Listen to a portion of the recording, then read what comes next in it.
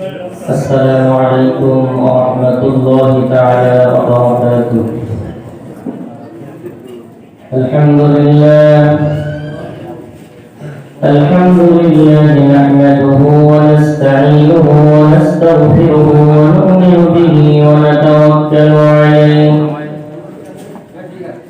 wa na'udzu billahi min shururi anfusina wa min sayyiati a'malina. من يهده الله فلا مضل له ومن يضلله فلا هادي له ونشهد أن لا إله إلا الله وحده لا شريك له ونشهد أن سيدنا ونبينا وأسوتنا وقدوتنا وإمامنا وشفيعنا وحبيبنا ومولانا محمدا عبده ورسوله الذي أرسله بالحق بشيرا ونذيرا وداعيا إلى الله بإذنه وسراجا منيرا صلى الله عليه وسلم تسليما كثيرا كثيرا. أما بعد قال الله عز وجل في كتابه الكريم أعوذ بالله من الشيطان الرجيم بسم الله الرحمن الرحيم قل إن كنتم تحبون الله فاتبعوني يحببكم الله ويغفر لكم ذنوبكم والله غفور رحيم. وقال النبي صلى الله عليه وسلم في الحديث الشريف قيل يا رسول الله وما البر؟ قال رسول الله صلى الله عليه وسلم البر حسن الخلق رواه مسلم أو كما قال عليه الصلاة والسلام. إن الله وملائكته يصلون على النبي يا أيها الذين آمنوا صلوا عليه وسلموا تسليما. اللهم صل على سيدنا مولانا محمد وعلى آل سيدنا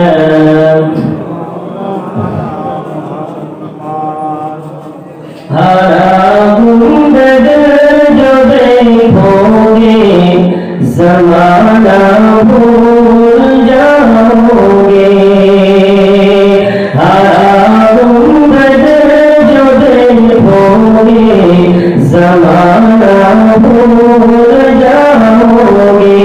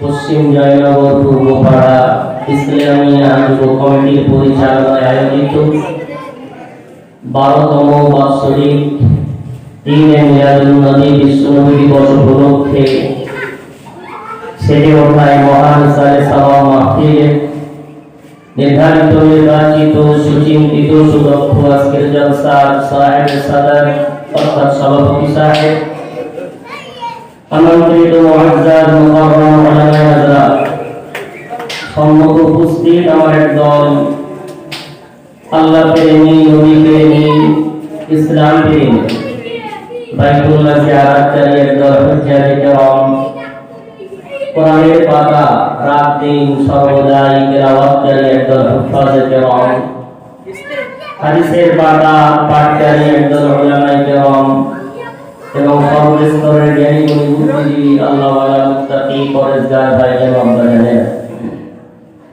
স্নেহের কচি কাচারা পর্দার আড়ালে অবস্থিত আমার পদ্মা মসজিদা মমতাময়ী আম্মাজান বোনেরা সকলকে আন্তরিক সালাম জানিয়ে মহান আল্লাহর কাছে দোয়া চাই যে রব্বুল আলামিন এই মুহূর্তে পৃথিবীর মধ্যে সর্বশ্রেষ্ঠ স্থান আহাব্বুল বিলাদি ইলাল্লাহি মাসাজিদুহা পৃথিবীর মধ্যে যত স্থান আছে সবচেয়ে উৎকৃষ্ট সবচেয়ে উত্তম স্থান আল্লাহর কাছে মসজিদ সমূহ সেই মসজিদের সংলগ্ন স্থানে আল্লাহ আমাদেরকে বসার তৌফিক দিয়েছেন হৃদয় ভরে আমরা শুকরিয়া আদায় করে বলি আলহামদুলিল্লাহ বলেন একটু আলহামদুলিল্লাহ তারপর পৃথিবীর মধ্যে সেই শ্রেষ্ঠ মহামানব যার চরিত্র ও আখলাক নিয়ে স্বয়ং রব্বুল আলামিন স্রষ্টা কসম খেয়ে বলছেন ওয়াইন্নাকা লাআলা খুলুকিন আযীম হে নবী তোমার চরিত্র যে সুমহান সে ব্যাপারে আমি স্বয়ং রব্বুল আলামিন কসম খাচ্ছি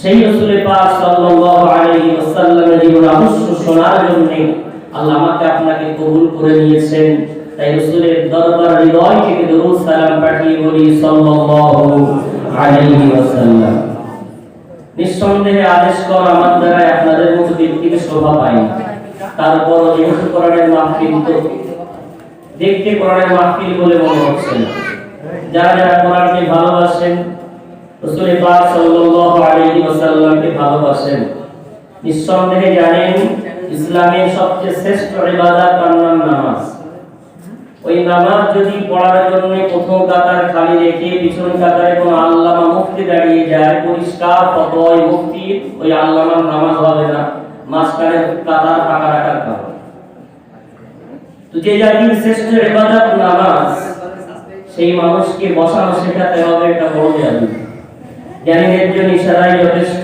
খালি জায়গা থাকে আমার রহমত থেকে বঞ্চিত হয়ে যাবে এই কোরআনকে যদি ভালোবেসে থাকেন রাসূল পাক সাল্লাল্লাহু আলাইহি ওয়াসাল্লামকে মহব্বত করে থাকেন কোথাও খালি জায়গা থাকবে না ওই না মুশকিল আমার আল্লাহর কাছে সংখ্যার কোনো গুরুত্ব নেই আমার আল্লাহর কাছে অন্তরের খুব গুরুত্ব দিয়ে বলেন সুবহানাল্লাহ বিশ্বনবী মুহাম্মদ আরবি সাল্লাল্লাহু আলাইহি ওয়াসাল্লাম বলেন ইন্নাল্লাহা লা ইয়ানজুরু ইলা আজসামিকুম ওয়ালা ইলা সুওয়ারিকুম ওয়ালাকিন ইয়ানজুরু ইলা কুলুবিকুম ওয়া আ'মালিকুম বলেন সুবহানাল্লাহ বিশ্বনবী মুহাম্মদ আরবি সাল্লাল্লাহু আলাইহি ওয়াসাল্লাম বলেন এই পৃথিবীর মানুষ যাতে রাসূল তোমাদেরকে আগে দিয়ে বলছে আমার আল্লাহ দেখেন না তোমার দেহ কত সুন্দর, তোমার রূপ কত সুন্দর, তুমি দেখতে লম্বা না খাটো, তুমি দেখতে সুন্দর না কালো, আমার সব কিছু দেখেন না।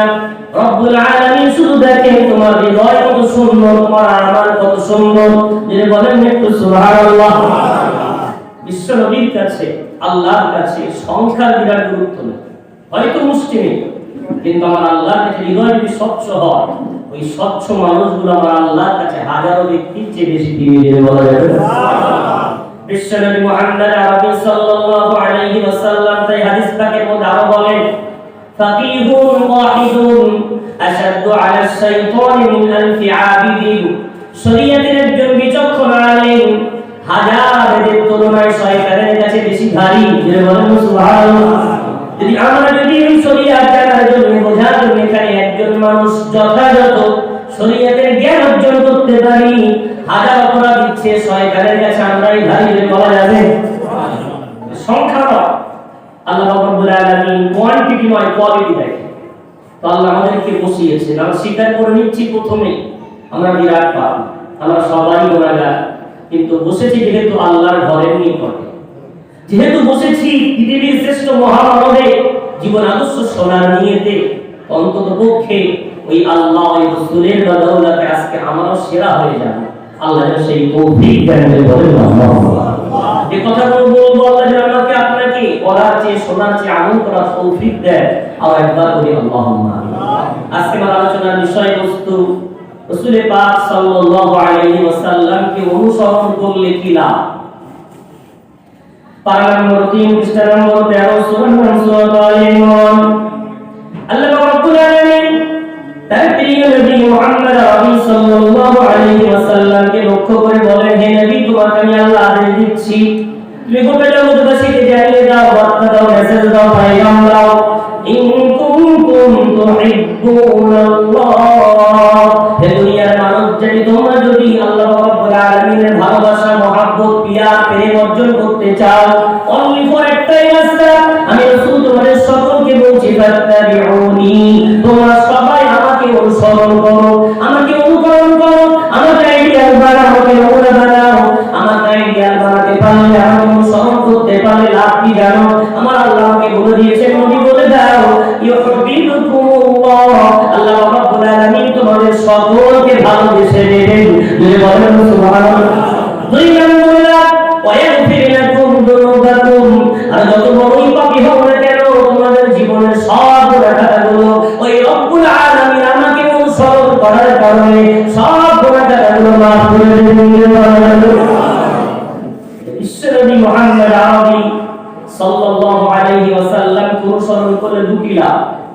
আল্লাহর ভালোবাসা পাওয়া যায়, দুই নম্বর আল্লাহ রাব্বুল আলামিন বান্দা বান্দির সব গুনাহ খাতা মাফ করে দেয়।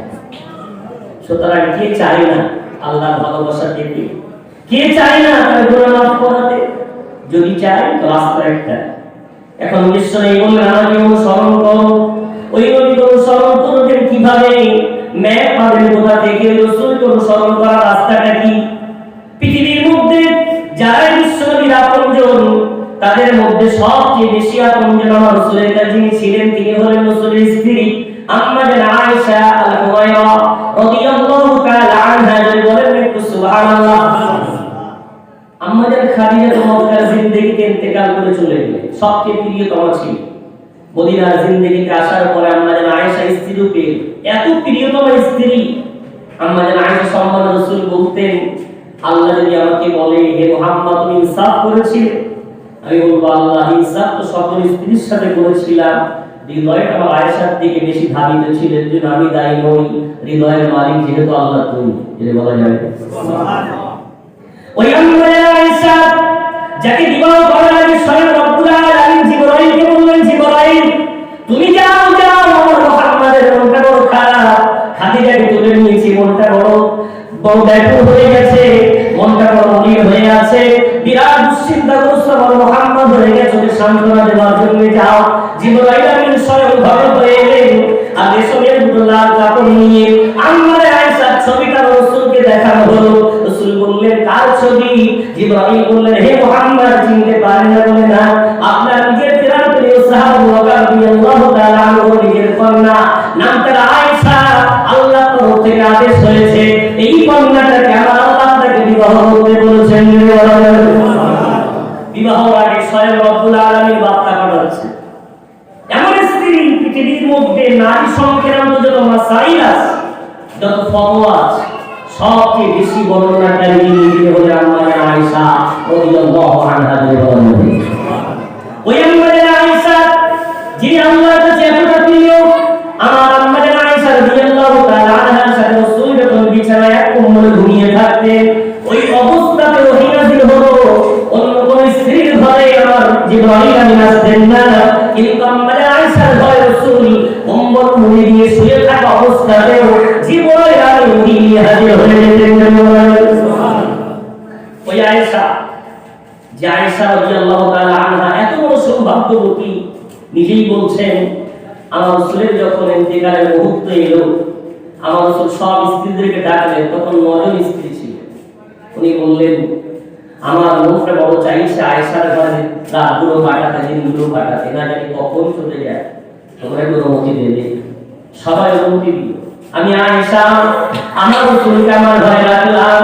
ইন্তেকালের পূর্ব মুহূর্তে আমার রাসূল আমার কোলের উপরে শুয়ে আছেন, গালের উপরে শুয়ে আছেন। এত কষ্ট রাসূলের হচ্ছে, কপাল ভেঙে যায়, লাল হয়ে যায়। ঠিক এমন সময় আমার রাসূল একজন রাসূলের সাহাবা তার সন্তান মিসওয়াক করতে করতে আমার হুজরায় প্রবেশ করলেন।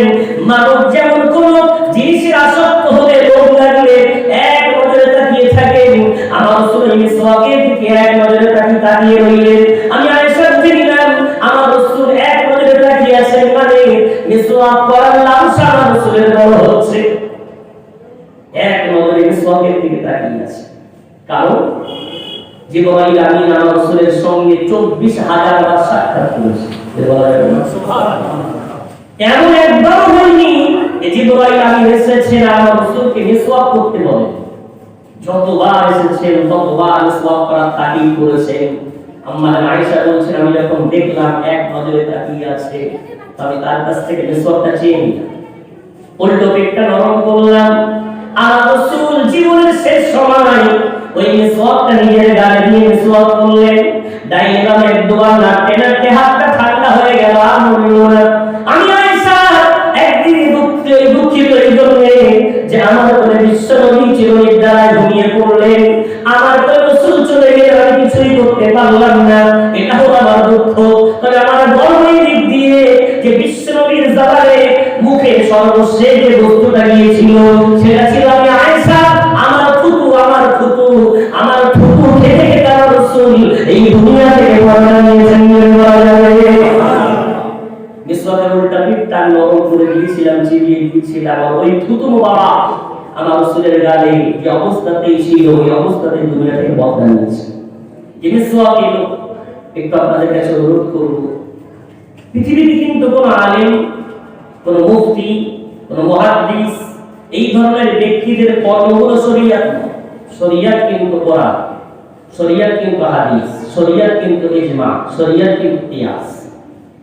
রাসূল পাকের সবচেয়ে বড় সুন্নাত মিসওয়াক করা। এমন কি রাসূল বলতেন আমার মনে আশা জাগে যে আমি এটা উম্মতের উপরে ওয়াজিব করে দিই, উম্মতের কষ্ট হবে, তাই রাসূল সুন্নাত লিখে গেলেন।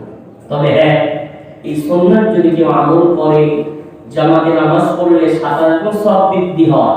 তবে মিসওয়াক করে কেউ জামাতে নামাজ পড়লে আমার আল্লাহ তার নামাজের সওয়াবটা 70 গুণ বৃদ্ধি করে দেন।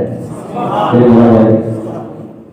আজকে আমরা নবী দিবস পালন করতে এসেছি, জানি না কেমন আলোচনা হবে, জানি না কি কতটুকু আলোচনা করবেন। আমি গুনাহগার, চেষ্টা প্রাণ করব বিশ্বনবীর সুন্নাতগুলো নিজের জীবনে আনার চেষ্টা।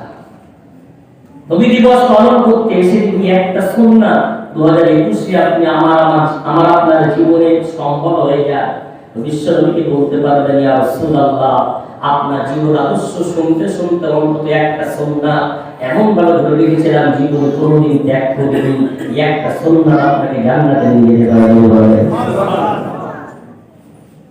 আজকে তো যাদেরকে অনুসরণ করবেন তারা নামাজের আগে ভুল করে, আলেমরা ভুল না করে নামাজ পড়ছে, অনুসরণ করবেন তাকে। বিশ্বনবী মিসওয়াক না করে ওযু করতেন না, যে বলা যায় কাকে মানবেন? বিশ্ব নবীকে মানবেন। ভাইদের জিয়ারত রাসূলুল্লাহ সাল্লাল্লাহু আলাইহি ওয়াসাল্লাম এই যে মিসওয়াকের বিরাট গুরুত্ব দিয়েছেন, এটাকে বিরাট আকারে টাকা ধরতে হবে।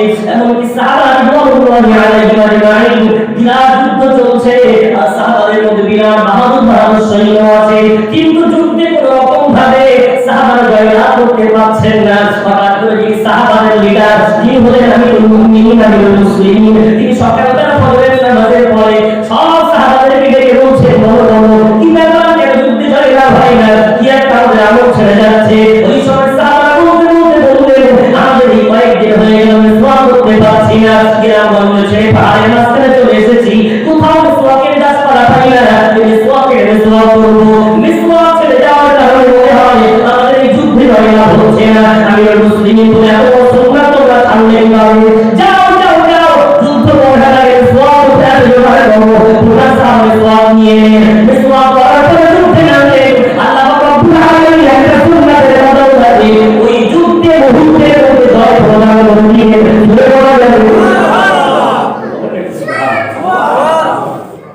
আম্মাজান আয়েশা রাদিয়াল্লাহু তাআলা আনহা করে রাসূলের ইন্তেকাল করার আগে সবচেয়ে বড় সুন্নাতটা আদায় করতে করে দুনিয়া ছাড়লেন, আর জাতিকে বলে গেলেন, উম্মতের এই সুন্নাত যেন ছেড়ে দিয়ে রাসূল যাওয়ার সময় নিয়ে যাচ্ছে। এটা বলা যাবে সুবহানাল্লাহ। ওই আয়েশা রাদিয়াল্লাহু তাআলা আনহাকে সাহাবারা বলেন, রাসূল পেতে চায়, রাসূল অনুসরণ করতে চায়, কিভাবে করব? আয়েশা বললেন, কেন তোমরা রাসূল কি পাও না? রাসূলকে পেতে চাই আমি আয়েশা বলছি, কারণ ওই রাসূল পেতে গেলে, ওই রাসূলকে জানতে গেলে, মানতে গেলে, রাসূলকে শিখতে গেলে আমি আয়েশা বলছি কোরআন পড়ো, কোরআন পড়ো। গোটা কোরআনটাই হলো রাসূলের সিরাত, আমার রাসূলের জীবন আদর্শ, গোটা চরিত্র রাসূলের গোটা কোরআন উল্লেখ করা আছে। বলে বলা যাবে সুবহানাল্লাহ। কোরআনটা হলো সূচিপত্র আর আমার বিশ্বনবীর ব্যাখ্যা। এটা বলা যাবে সুবহানাল্লাহ। বিশ্বনবীর গোটা জীবনীটাই কোরআন, আর কোরআনের বাস্তব রূপ হলো আমার নবী পাক সাল্লাল্লাহু আলাইহি ওয়াসাল্লাম। সুতরাং রাসূল আমাকে অনুসরণ করো, আমাকে অনুকরণ করো, আমাকে ইত্তেবা করতে গেলে আপনার আব্বাজান কয়েক বিঘা সম্পত্তি রেখে গেছে। দুর্ভাগ্যবশত 2002 এ বন্যা হয়েছিল, দলিল সব পানিতে ডুবে সব নষ্ট হয়ে গেছে, দলিল তোলা হয়নি, ও জমিগুলো রেকর্ড করা হয়নি। এখন আপনি দখল করে রেখেছেন, এই দখল করে রাখলেই কি আপনি চালাকের পরিচয় দিলে না দোকানের পরিচয় দিলে? চরম বোকা। আব্বার সম্পত্তি গ্রামের সবাই জানে, রেকর্ডও নেই, দলিলও আপনার কাছে নেই। আপনি একদিন ফাঁসবেন এমন ভাষা, যতই দখলের আগে বাড়িঘর তৈরি করেন, সরকারি আইন যখন পাস হবে, তথ্য মানতে পারলে সব সরকারি সম্পদ বলে গণ্য হবে। ঠিক তদ্রূপ মুমিন মুসলমান হয়ে জন্মেছি মানে এটা হলো ইমানদার হওয়া, মুসলমান হওয়া, এটা মুসলমানের সম্পদ। আব্বা মুমিন ছিলেন, আমিও মুমিন, আব্বা মুসলমান, আমিও মুসলমান। পাঁচিল দিয়েছেন, টুপি পরেছেন, দাড়ি রেখেছেন, জুব্বা পরেছেন, বিটে বাড়িতে পাঁচিল দিয়েছেন, কিন্তু এই ইসলামে মূল রেকর্ড তার নাম আল কোরআন। বলা যাবে সুবহানাল্লাহ। এর দলিল হলো আল কোরআন। দলিল যদি আপনার কাছে থাকে, আল কোরআন যদি থাকে, রেকর্ড যদি আপনার কাছে থাকে, কিয়ামতের দিনে আপনি সাকসেস সফলতা মিলবে। বলা যাবে সুবহানাল্লাহ। বিশ্বনবী মুহাম্মদ আরবি সাল্লাল্লাহু আলাইহি ওয়াসাল্লাম এই হাদিসের মধ্যে বলেন, তোমরা তো মনে করো কালকে আমাদের কঠিন ময়দানে আমার সুপারিশ পেয়ে যাবে, আমার শাফাআত পেয়ে যাবে। হ্যাঁ, আশা করা ভালো, তবে রাসূল বলছি শুনে নাও, জেনে নাও, কালকে আমাদের কঠিন ময়দানে দুইটি জিনিস, একমাত্র আল্লাহ তাকে ডাইরেক্ট শাফাআত করবে, আর অন্যদেরকে সুপারিশ করতে আল্লাহর অনুমতি দিয়ে তারপরে পারবে, অন্যথায় পারবে না। নম্বর 1 আমি রাসূল বুখারী শরীফের হাদিসের মধ্যে বলেন, আউয়ালু শাফিঈ মান শাফাঈ, আমি রাসূল কিয়ামতের দিন প্রথম সুপারিশকারী হব, আর আমার সুপারিশ আল্লাহ প্রথম কবুল করবেন। জোরে বলেন আমি রাসূল প্রথম সুপারিশ করব, আর আমার সুপারিশ আল্লাহ প্রথম কবুল করবেন। আমি সুপারিশ কার জন্য করব? যারা আমার সুন্নাত মেনে চলে, অর্থাৎ যার মুখে দাঁড়িয়ে আছে, যে আমার সুন্নাতের সারা জীবন পালন করছে, গোলামি করেছে, আমি দেখব, চিনতে পারব। আম্মা আয়েশা এই হাদিস প্রশ্ন করে বলেছিলেন, 1,24,000 মতান্তরে বহু নবী রাসূল, তার উম্মতদের মাঝে আপনার উম্মতকে চিনবেন কি করে? রাসূল উত্তরে বলেছিলেন কুল্লু মুহাজ্জালিন মিন আসারিল উযু মিন আসারিস সুজুদ। আমার উম্মতকে আল্লাহ কিয়ামতের দিন একটা স্বতন্ত্র বৈশিষ্ট্য দেবে। এই বৈশিষ্ট্য আল্লাহ কোন উম্মতকে দেবে না। আমি রাসূল বলছি আমার উম্মত যারা উযু করবে, যারা সিজদায় হয়ে যাবে, আল্লাহ রাব্বুল আলামিন কিয়ামতের কঠিন ময়দানে উযুটা যেমন উম্মতগুলোকে, সিজদাটা উম্মতগুলোকে তাদের কপাল, তাদের হাত, তাদের উযুর অংশগুলো পূর্ণিমার চাঁদের মতো চমকাবে। আমি রাসূল বেশি বেশি তাদের জন্য সুপারিশ করব। জোরে বলা যাবে দুই নাম্বার সুপারিশ করবে। রাসূল বললেন ইকরাউল কুরআন ফাইন্নাহু ইয়াতি শাফিআন লি আসহাবিহি। তোমরা কোরআন পড়ো। আমি রাসূল বলছি কিয়ামতের কঠিন ময়দানে তুমি যখন মৃত্যুবরণ করবে, আল্লাহর সামনে দাঁড়াবে, তোমার সন্তানের কাছে গিয়ে বলবে কাটা রে একটা নেকির অভাব পড়ে গেছে, একটা নেকি দে না। কন্যাকে গিয়ে বলবে মা রে একটা নেকি আমাকে দে না, তোর বাপ হই। স্ত্রীকে গিয়ে বলবে স্ত্রী রে একটা নেকি আমাকে দে না। কোরআন সাক্ষী দিয়ে বলছে পারা নম্বর 30 পৃষ্ঠা নম্বর 5 সূরা আবাস। আল্লাহ রাব্বুল আলামিন বলেন ইয়াউমা ইয়াফিরুল মারউ মিন আখিহি ওয়া উম্মিহি ওয়া আবিহি ওয়া সাহিবাতিহি ওয়া বানিহি লিকুল্লি ইমরিইন মিনহুম ইয়াউমা ইযিন শাআনুন ইউগনিহি। আল্লাহু আকবার। রাব্বুল আলামিন বলেন কিয়ামতের দিন বাপ বেটাকে চিনতে পারবে না, মা বেটিকে চিনতে পারবে না, স্ত্রী স্বামীকে চিনতে পারবে না।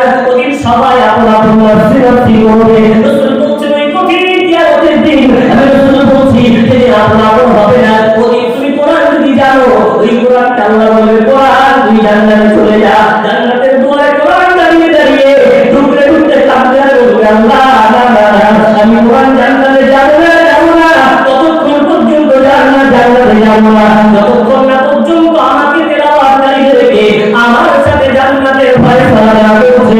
বলে বলা যাবে বলেন সুবহানাল্লাহ। তাই বাপজি আমার দুঃখের বিষয়, বেদনার এক ব্যাপার, আপনারা বিরাট ভালোবেসেছেন আমাদের, কিন্তু আমরা আপনাদের সাথে বিরাট গাদ্দারি করেছি। সে তাকান জলসা করে, জলসা মানে তিনটি জিনিসের লাভ। একটা জলসা যখন শুরু হয় দেখবেন ইমাম সাহেবকে নিয়ে, মুয়াজ্জিনকে নিয়ে, একটা বক্তা নিয়ে শুরু হয়।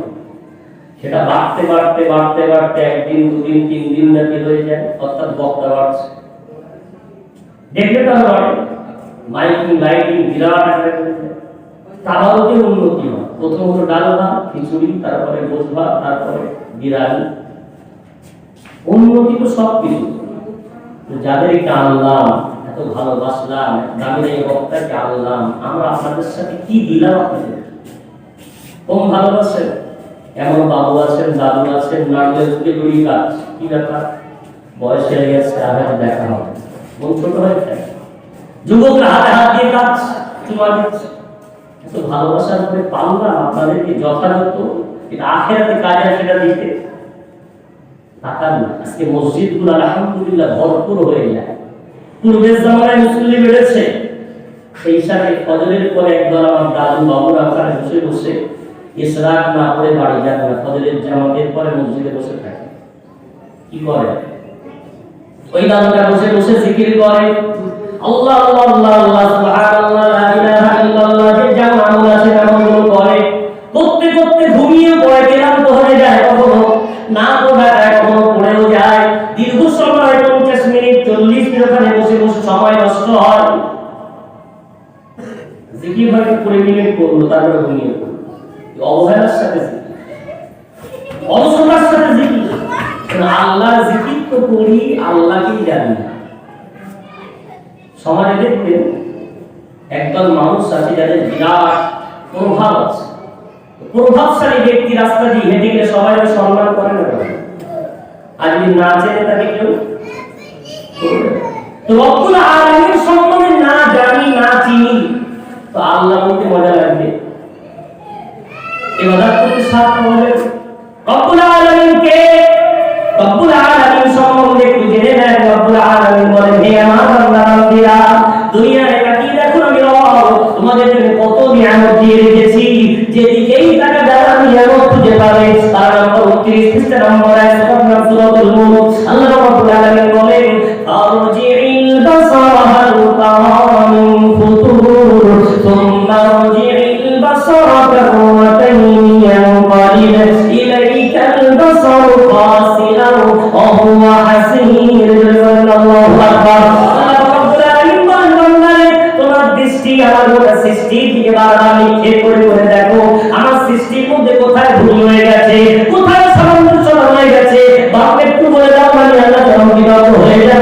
কিন্তু বান্দা না না, আমার সৃষ্টি যতবার তুমি দেখবে তোমার দৃষ্টি তোমার কাছে ফিরে এসে বলবে আল্লাহর সৃষ্টির মধ্যে কোনো অসামঞ্জস্য নাই, বরং যেটা যেখানে তোমাদের সৃষ্টি করার দরকার আল্লাহ সেটা সেখানে সেভাবেই সৃষ্টি করেছেন। জোরে বলা যাবে কি দিয়েছেন রব্বুল আলামিন?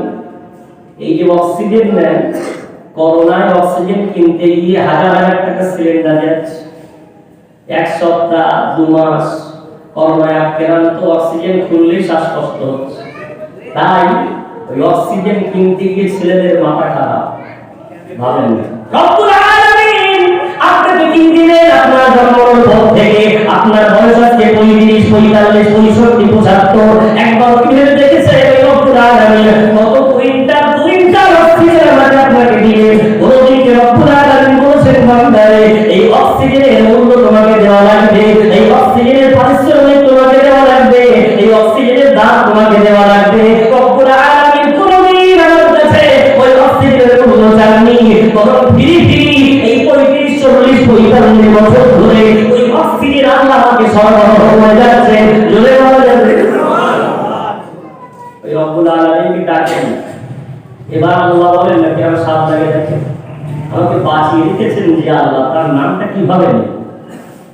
দুনিয়ার সামান্য সরকার বাঁচিয়ে রাখে একটু অনুদান দেয়, 2-5 কেজি করে অনুদান, মাঝে মাঝে কিছু পয়সার অনুদান, তাই তার নামে জয় ধ্বনি দিই, তাই তার নামে পাগল হয়ে থাকি। আর রব্বুল আলামিন আমাকে বাঁচিয়ে রেখেছেন যিনি, কত ইবাদত তার করার দরকার যে বলা যাবে সুবহানাল্লাহ। হে ভাই বাবাজি আমার, মসজিদে 40 মিনিট বসে আছেন, জিকির করতে করতে ঘুমিয়ে পড়েন, কারণটা কি? রবের পরিচয় এই বলে ইবাদত করে মজা পাওয়া যায় না, জিকির করে স্বাদ পাওয়া যায় না। ওই রবের ইবাদত ওই সময় মজা পাওয়া যাবে যখন রবকে চিনবেন, আর রব চিনতে গেলে কোরআন ছাড়া রবের পরিচয় পাওয়া যাবে না। জোরে বলা যাবে সুবহানাল্লাহ। ওই কোরআনটাই রবের পরিচয়, এই কোরআনটাই রাসূলের সিরাত। যদি বলা যাবে সুবহানাল্লাহ। ওই কোরআন আল্লাহ রাব্বুল আলামিন তাই জাতিকে বলছেন কোরআন একটু শেখো। কোরআন শেখা প্রত্যেকটা মুমিন মুসলমানের জন্য ফরজ। নামাজ পড়া যেমন ফরজ, কোরআন পড়া কি ফরজ। 12 নম্বর 29 পৃষ্ঠা নাম্বার 14 সূরা সূরাতুল মুজাম্মিল আল্লাহ রাব্বুল আলামিন বলেন ফাকরাউ মা তায়াসসারা মিনহু। হে উম্মত মুহাম্মাদি, আমি রাসূল তোমাদের যাদের দিয়ে বলছি কোরআন পড়া তোমাদের জন্য ফরজ ফরজ ফরজ। তবে হ্যাঁ, গোটা কোরআন না পড়তে পারলেও যতটুকু তোমার জন্য সহজ সরল হয়, যতটুকু পড়লে তুমি কোরআন নামাজ আদায় করতে পারো, ততটুকু কোরআন সমস্ত মুমিনদের জন্য শেখা আমি রাসূল তোমাদের জন্য ফরজ করে দিয়েছি। বলে বলো এখন ফজরের পরে বসে বসে ওখানে তাসবিহ না পড়ে ভাগ করে নেয়, 40 মিনিট ইসলাম আসতে 20 মিনিট জিকির করেন, মানা হচ্ছে না। জিকিরের বিরাট ফজিলত, হৃদয় সাফ হয়, অহংকার দমন হয়, কলব পরিষ্কার হয়। জিকিরের মতো জিকির হয়, কলবের মধ্যে একটা কম্পন সৃষ্টি হয়, এমনকি আপনি জিকির করবেনও না, অটোমেটিক হৃদয়ের মধ্যে অটোমেটিক আল্লাহ আল্লাহ, আপনার শিরা উপশিরা আপনার পশম দেহ অটোমেটিক আল্লাহ আল্লাহ বলতে শুরু করবে। বিরাট গুরুত্ব। তবে হ্যাঁ, জিকিরের সাথে কোরআনটাও মাস্ট। কেন জানেন? দুর্ভাগ্যজনক অত্যন্ত একটা সত্য কথা, এটা আমার জীবনে আমি দেখেছি, কষ্ট পেয়েছি, তাই শেয়ার করছি ঘরের সন্তান। আমি যদি বলি আমি কাশ্মীরে গিয়েছি, তো অটোমেটিক একটা প্রশ্ন আপনাদের থেকে আসবে, সেটা কি ভাই আপেল খেয়েছেন? কাশ্মীর মানে কি আপেলের দেশ? আমি বললাম না খাই। তো আপনি ভাবতে পারেন তাহলে আপেলের সিজন ছিল না, আপেল গাছ দেখেছেন? আমি আবার বললাম না দেখি। কি হবে আপনার মনে? আপনি বলবেন ঘোড়ার ডিম দিয়েছে, বিহার থেকে ঘুরে এসে কাশ্মীর পৌঁছে আপেল খাওয়ানি, আপেল গাছ থেকে আসতে পারে একদম আপনার কথাই মেনে নিলাম। এবার বলেন মক্কা মদিনা কিসের দেশ? মক্কা মদিনা কোরআনের দেশ। যে বলা যায় সুবহানাল্লাহ, মক্কা মদিনা কোরআনের দেশ। 114টা সূরা, প্রত্যেকটা সূরার শুরুতে দেখবেন সূরাতুল ফাতিহা মাক্কিয়া, সূরাতুল বাকারা মাদানিয়া, সূরা আলে ইমরান মাদানিয়া, সূরাতুল বাকারা, সূরাতুল ফালাক মাক্কিয়া। অর্থাৎ প্রত্যেকটা সূরা মক্কা মদিনা ছাড়া অন্য কোথাও কোরআন অবতীর্ণ হয়নি। যে বলা যাবে সুবহানাল্লাহ। মক্কা মদিনা কিসের দেশ? ভাই বাপজি দুঃখের সাথে বলতে হয়, ওই মক্কা মদিনা যারা হাজী আছেন, আমার সাহেবে যারা হুজ্জাজ আছেন, আল্লাহর বাইতুল্লাহ জিয়ারত করে এসেছেন, আপনাদের কষ্ট দেওয়ার জন্য বলছি না, শুধু আমার কষ্টটা আপনাদেরকে বোঝানোর জন্য বলছি। ওই বাইতুল্লাহ যারা জিয়ারত করেছেন একবারকে আমার সঙ্গে একমত পোষণ করবেন যে বাইতুল্লাহ যারা জিয়ারত করে তওয়াফ করে ওদের মধ্যে 80% যে বৃদ্ধ ঘুরে ঘুরে বেড়ায়, 80% বৃদ্ধ চোখ বুঝিয়ে মনে করবে বৃদ্ধ মানে হয় ইন্ডিয়া নয় পাকিস্তানি নয় বাংলাদেশি, বুড়ো মানে হয় ভারত থেকে এসছে আর নয় পাকিস্তান আর বাংলাদেশ, অন্য দেশ থেকে যারা আসে অধিকাংশ বলিষ্ঠ যুবক এবং তাগড়া, বলা যাবে না সুবহানাল্লাহ। এমন দেশ আছে সে দেশে বিয়ে করার আগে নারী পুরুষ হজ না করলে বিবাহ দেওয়া হয়, বলা যাবে না সুবহানাল্লাহ। বাইতুল্লাহ থেকে আগে ঘুরে এসো, দেহ পবিত্র করে নাও, আল্লাহর সঙ্গে তোমার মহব্বত জুড়ে যাক, তোমার খানদানে সন্তান তৈরি হবে, বলা যাবে সুবহানাল্লাহ। তো আমার চোখের সামনের কথা তাই বলছি, হুইল চেয়ারে ঘুরছে অথবা পড়াচ্ছে, পিছনে পতাকায় হয় এটা বাংলাদেশি অথবা ইন্ডিয়া অথবা পাকিস্তান, ওটা তো করলো। পৃথিবীর মধ্যে সবচেয়ে শ্রেষ্ঠ ইবাদত বাইতুল্লাহ যেটা হয় তার নাম তওয়াফ। ওই তওয়াফ বাইতুল্লাহ ছাড়া কোথাও করা যায় না। একবার তওয়াফ করতে পারলে আপনার 7 বার ওই বাইতুল্লাহ ঘুরলে একটা তওয়াফ হয়, একটা তওয়াফ করলে 1 লক্ষ তওয়াফ করার সওয়াব দেবে সুবহানাল্লাহ। আমার সামনে একটা যুবক দৌড়াচ্ছে, আমি তার পিছন ধরে তওয়াফ শেষ করে ধরলাম, ভাই কোথায় বলে খাই না তওয়াফ করলে ঘুরলে আজকে 50 বার ঘুরেছি, অর্থাৎ 5 7 35 350 বার এই কাবাটা ঘুরেছি, বলা যাবে সুবহানাল্লাহ। আর একটা ছেলেকে ধরলাম পরের দিন, কালো একদম, কত বয়স, খুব রাতে 22 থেকে 25 বছর, কত তওয়াফ করেছে 200 বার করেছে, বলা যাবে সুবহানাল্লাহ। 7 দুগুণ 1400 বার এই কাবাটা ঘুরেছে, বলা যাবে সুবহানাল্লাহ। নেশা ইবাদত করতেছে, নেশা সারা দিন ঘুরছে দৌড়াচ্ছে, ইন্ডিয়ার হাজি পাওয়ার পাওয়ার গোটা ওই 15 দিন যখন অবস্থান করে, 20 দিন অবস্থান করে, 20টাও হয় না, 7টা 10টা কেন হাঁটুতে বল হয়ে গেছে। দোষটা এদের না, দোষটা বর্তমান সমাজ সিস্টেম। এই বর্তমান যুগে আমার দাদুদেরকে বুঝিয়েছে এরা আলেমদের ফতোয়া নেয় না, আল্লাহর ফতোয়া নেয় না, আল্লাহর ফতোয়া সবক ফরজ হয়। 12 নম্বর 4 নম্বর সূরা আলে ইমরান আল্লাহ রাব্বুল আলামিন বলেন, ওয়ালিল্লাহি আলান নাসি হিজ্জুল বাইতি মান ইসতাতাআ ইলাইহি সাবিলা, আল্লাহু আকবার। আল্লাহ রাব্বুল আলামিন ফতোয়া দিয়ে বলেন ওই বাইতুল্লাহ জিয়ারত করার জন্য আমি আল্লাহ বলছি ওই নারী পুরুষের উপর হজ করা ফরজ। দরুদ শরীফ পড়েন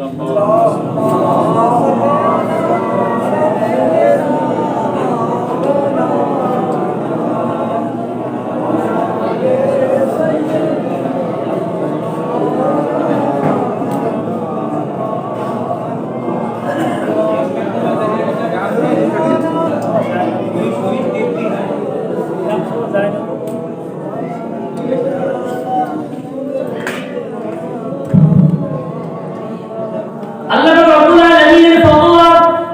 হে দুনিয়ার মাওলানা, আল্লাহ বলছি যে দিন তোমার উপরে মক্কা মদিনায় যাওয়ার মতো পারদা তৈরি হয়ে যাবে, শক্তি সামর্থ্য তোমার হয়ে যাবে, আমি আল্লাহ বলছি ওই মুহূর্তে আমি আল্লাহ তোমার উপরে হজ ফরজ করে দিয়েছি, সুবহানাল্লাহ। আল্লাহ মাহমুদুর পরিষ্কার হজ্জের মাসাইল কিতাবে পরিষ্কার লিখেছে, যার যে বছরে হজ ফরজ হয়ে গেল ওই বছরে হজে না গেলে ওই ব্যক্তিটা ফাসিক হয়ে যায়। কি হয়ে যায়? ফাসিক। ফাসিক মানে ওই ব্যক্তি যদি রমজান মাসে বলে আমি চাঁদ দেখেছি, ওর সাক্ষী গ্রহণ হবে। ওই ব্যক্তি যদি কোন ব্যক্তি সম্বন্ধে সাক্ষী রাখা হয়, ওর সাক্ষ্য গ্রহণ করা হবে না, অর্থাৎ ওই মানুষটা সমাজের মধ্যে একেবারেই অযোগ্য, অর্থাৎ গ্রহণযোগ্যতা পরিপূর্ণ হারিয়ে ফেলে। বিশ্বনবী রাসূলের পাকের ফতোয়া হলো যে ব্যক্তির যখন যে সময় হজে যাওয়ার সামর্থ্য হলো হজে গেল না, আমি রাসূল পরোয়া করি না ওই মানুষটা ইহুদি হয়ে মরল না খ্রিস্টান হয়ে মরল, অর্থাৎ রাসূল বলতে চাই ইসলাম থেকে খারিজ হয়ে গেল। আল্লাহর ফতোয়াই, রাসূলের ফতোয়াই, আর সমাজের ফতোয়া। ওই বাচ্চা যখন যুবক বয়সে হজে নিয়ত করে, ছেলে বলে আমার আব্বা হজে যাবে, কেনারে দৌড়ছে, অন্যদের সাথে শেয়ার করছে আমার আব্বা বছর হজে যাওয়ার নিয়ত করেছে, কেলাব মুফতি ফতোয়া দিয়ে বলে, আরে তোর বাপ নাকি হজে যাবে, তোর তো বিয়ে দিয়ে গেল না, ছেলেকে বিবাহ না দিয়ে গেলে বাপের হজ কি কবুল হবে? ওই যুবকটা দৌড়ে দাঁড়িয়েছে আব্বাকে বলে, আব্বা ছেলে এমন কথা বলছে, আমাকে বিবাহ না দিয়ে গেলে নাকি হজ কবুল হবে না। এখন ওই বাপ মুফতির ফতোয়া না নিয়ে ওই কেলাব মুফতির ফতোয়া গ্রহণ করে চিন্তা ভাবনা করে তার এবছর যাবো না, ছেলেটাকে বিবাহ দিয়ে পরের বছর যাবে, মেয়েও বিবাহ বলে সারা লেখা হয়ে গেছে। পুকুর ঘাটে গিয়ে বলছে আমার আব্বাকে ধরে যাওয়ার নিয়ত করেছে। ঘাট মুফতি নারী মুফতি তারা ফতোয়া দিয়ে বলে, আরে তোর বাপ হয়ে যাবে, তোর এখন বিবাহ দিও না, হায় রে হায় তোর বাপের হজ কি কবুল হবে? সারা লেখা নিয়ে বাড়িতে থেকে হজ কবুল হয় না। সুতরাং ওই মেয়েটা দৌড়ে সাব্বাকে বলল, আব্বা এমন করে আম্মা চাচিমার এমন কথা বলছিল, আব্বা ওদের ফতোয়া মেনে নিয়ে ও বছর আর হজে গেল না, ওই বছর মেয়েকে বিবাহ দিল, তার পরের বছর হজে যাবে। এবার সমাজ মুফতি ফতোয়া দিল, তোমার মাটির ঘর, খোলার ঘর, তোমার ঘর মুইয়ে পড়ছে দেখছে, ছেলে জামাইতে থাকার জায়গা পায় না, মেয়ে জামাইতে থাকার জায়গা পায় না, আগে ঘর বানাও তারপর হজে দিও। কেন ঘর না বাড়ি, ঘর বাড়ি না বানিয়ে হজে যাওয়ার জায়গা কি? ওই সমাজের মুফতি ফতোয়া নিয়ে ও জায়গায় আর হজে গেল না, এখন দোতলা বাড়ি বানাতেই হবে, নিজেই তিনজন, আমার সঙ্গে ছেলে মেয়ে, আমার সঙ্গে মেয়ে জামাই, তাদের থাকার ঘর তৈরি করতে দোতলা বাড়ি নির্মাণ করতে হয়েছে। ইসলামের হাদিস সব বলছে, যা পাইতে ছিল সব শেষ, এখন ভিন্ন হয়ে এখন নিজেই ভিখারি, কখন ছেলে পাঠাবে যাবে? ক্ষমতা যখন ছিল যায়নি, ছেলেকে বিবাহ দিতে, মেয়েকে বিবাহ দিতে আর ঘর বাড়ি তৈরি করতে হজের সাথে হয়ে গেছে। আল্লাহ রহম হয়েছে, কোন এক ছেলে চাকরি পেয়েছে, অত ভালো ব্যবসায় রয়েছে, ছেলে চাকরি হাত দেবো তুমি, আর একটা ভাই কিছু দিতে বলো, বোন কিছু দিতে বলো, সবাই মিলে চাঁদা তুমি আব্বার হাঁটুতে বলো, জোর করে পড়াচ্ছে। যখন যাওয়ার দরকার ছিল যায়নি, এখন যাচ্ছে। বুড়ো বয়সে যাবে তো কখন যাবে? কোরআন কি বলছে? যখনই তুমি নারী হও, পুরুষ হও, সাবালক হয়ে গেছো, সাবালিকা হয়ে গেছো, মেয়ের বিবাহ হয়েছে কি হয়নি, ছেলের বিবাহ হয়েছে কি হয়নি, ঘর বাড়ি হয়েছে কি হয়নি, সব কোনো কিছুর দিকে তাকানো যায় না। আমি আল্লাহ বলছি, যে মুহূর্তে পারবাতা দেব, আমাকে ভালোবাসলে আমার ঘরটাকে জিয়ারত করে দেব। আর ওইটাকে যান আল্লাহর ঘরে, আল্লাহ বলছেন একটা ইবাদত করলে আমি 10টা দিই। আপনি হজ করেন, মকবুল হাজিদের আল্লাহ জীবনে আর্থিক কষ্ট দেন না, যদি বলা যাবে আল্লাহ মেহমান হয়ে এসছে, আপনাকে মাসুম বানিয়ে আল্লাহ পাঠিয়ে দিয়েছে, আর আপনার অভাব আল্লাহ দেন কোনো দিন হবে না, যদি বলা যাবে। ভাই বাবজি আমার, সুতরাং ওই বাইতুল্লাহ যে কোন অবস্থা বলতে বলতে দিকে চলে এলাম, ওই বাইতুল্লাহ একদম তাওয়াফ করে, কিন্তু ইন্ডিয়ান হাজির তাওয়াফ করতে পারে না। একটা দুটো তাওয়াফ করার পরে এখন চাচাজি বসে পড়েছে, কেন?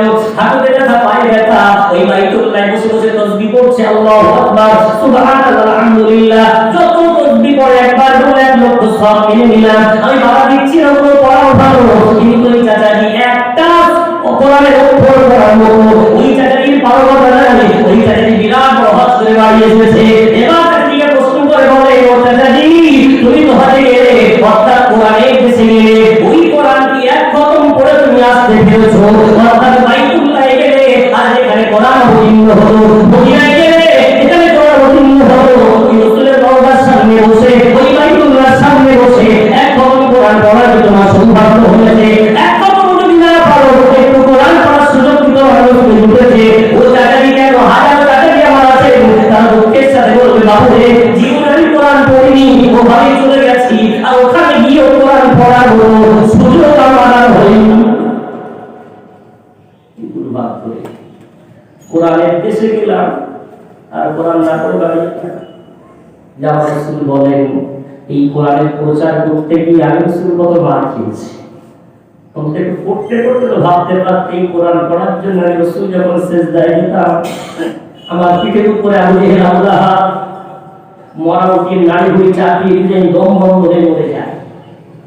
এই বাইতুল্লাহ তুমি বসে আছো, এখানে তাওয়াফ করছো, একবার তো ভাবতে ভাবতে মনে হয় এই জায়গাটা আমার রাসূল সিজদা দিয়েছিলেন, আর আবু জেহেল, আবু লাহাব উঠে নাড়ি ভুঁড়ি রাসূলের মাথার উপরে চাপিয়ে দিয়েছিল ওই কোরআনের প্রচার করার জন্য।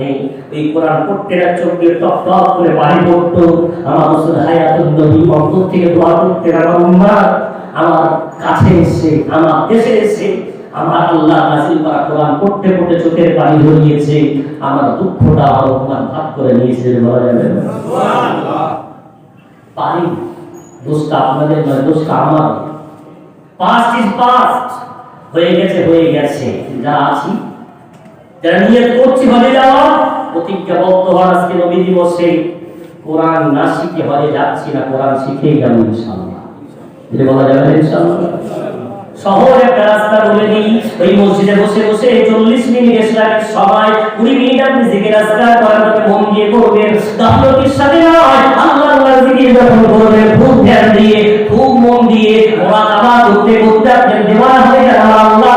এমন ভাবে আপনি জিকির করেন আর 20 মিনিট ভাগ করে নেন। আপনি এই মুহূর্তে দেখেন মসজিদে মুসল্লি অনেক কম আছে, লজ্জার কোনো ব্যাপার নাই। ওই মসজিদের সামনে ওই যে আলমারিগুলো বানিয়েছেন, ওগুলো কিন্তু মুসাল্লা ভাস করে রাখার জায়গা না, খাতা বালিশ রাখার জায়গা না, ওটা একমাত্র কোরআন রাখার জায়গা। সামনের দেওয়াল মানে যতগুলো মুসল্লি ততগুলো কোরআন সাজানো থাকবে। ধরে বলা যাবে বেশি দূর যেতে হবে না, চলেন কলকাতা টিপু সুলতান মসজিদে রাখোদায়, দিল্লি, মুম্বাইতে একদল যুবক জোহরের নামাজ পড়ছে।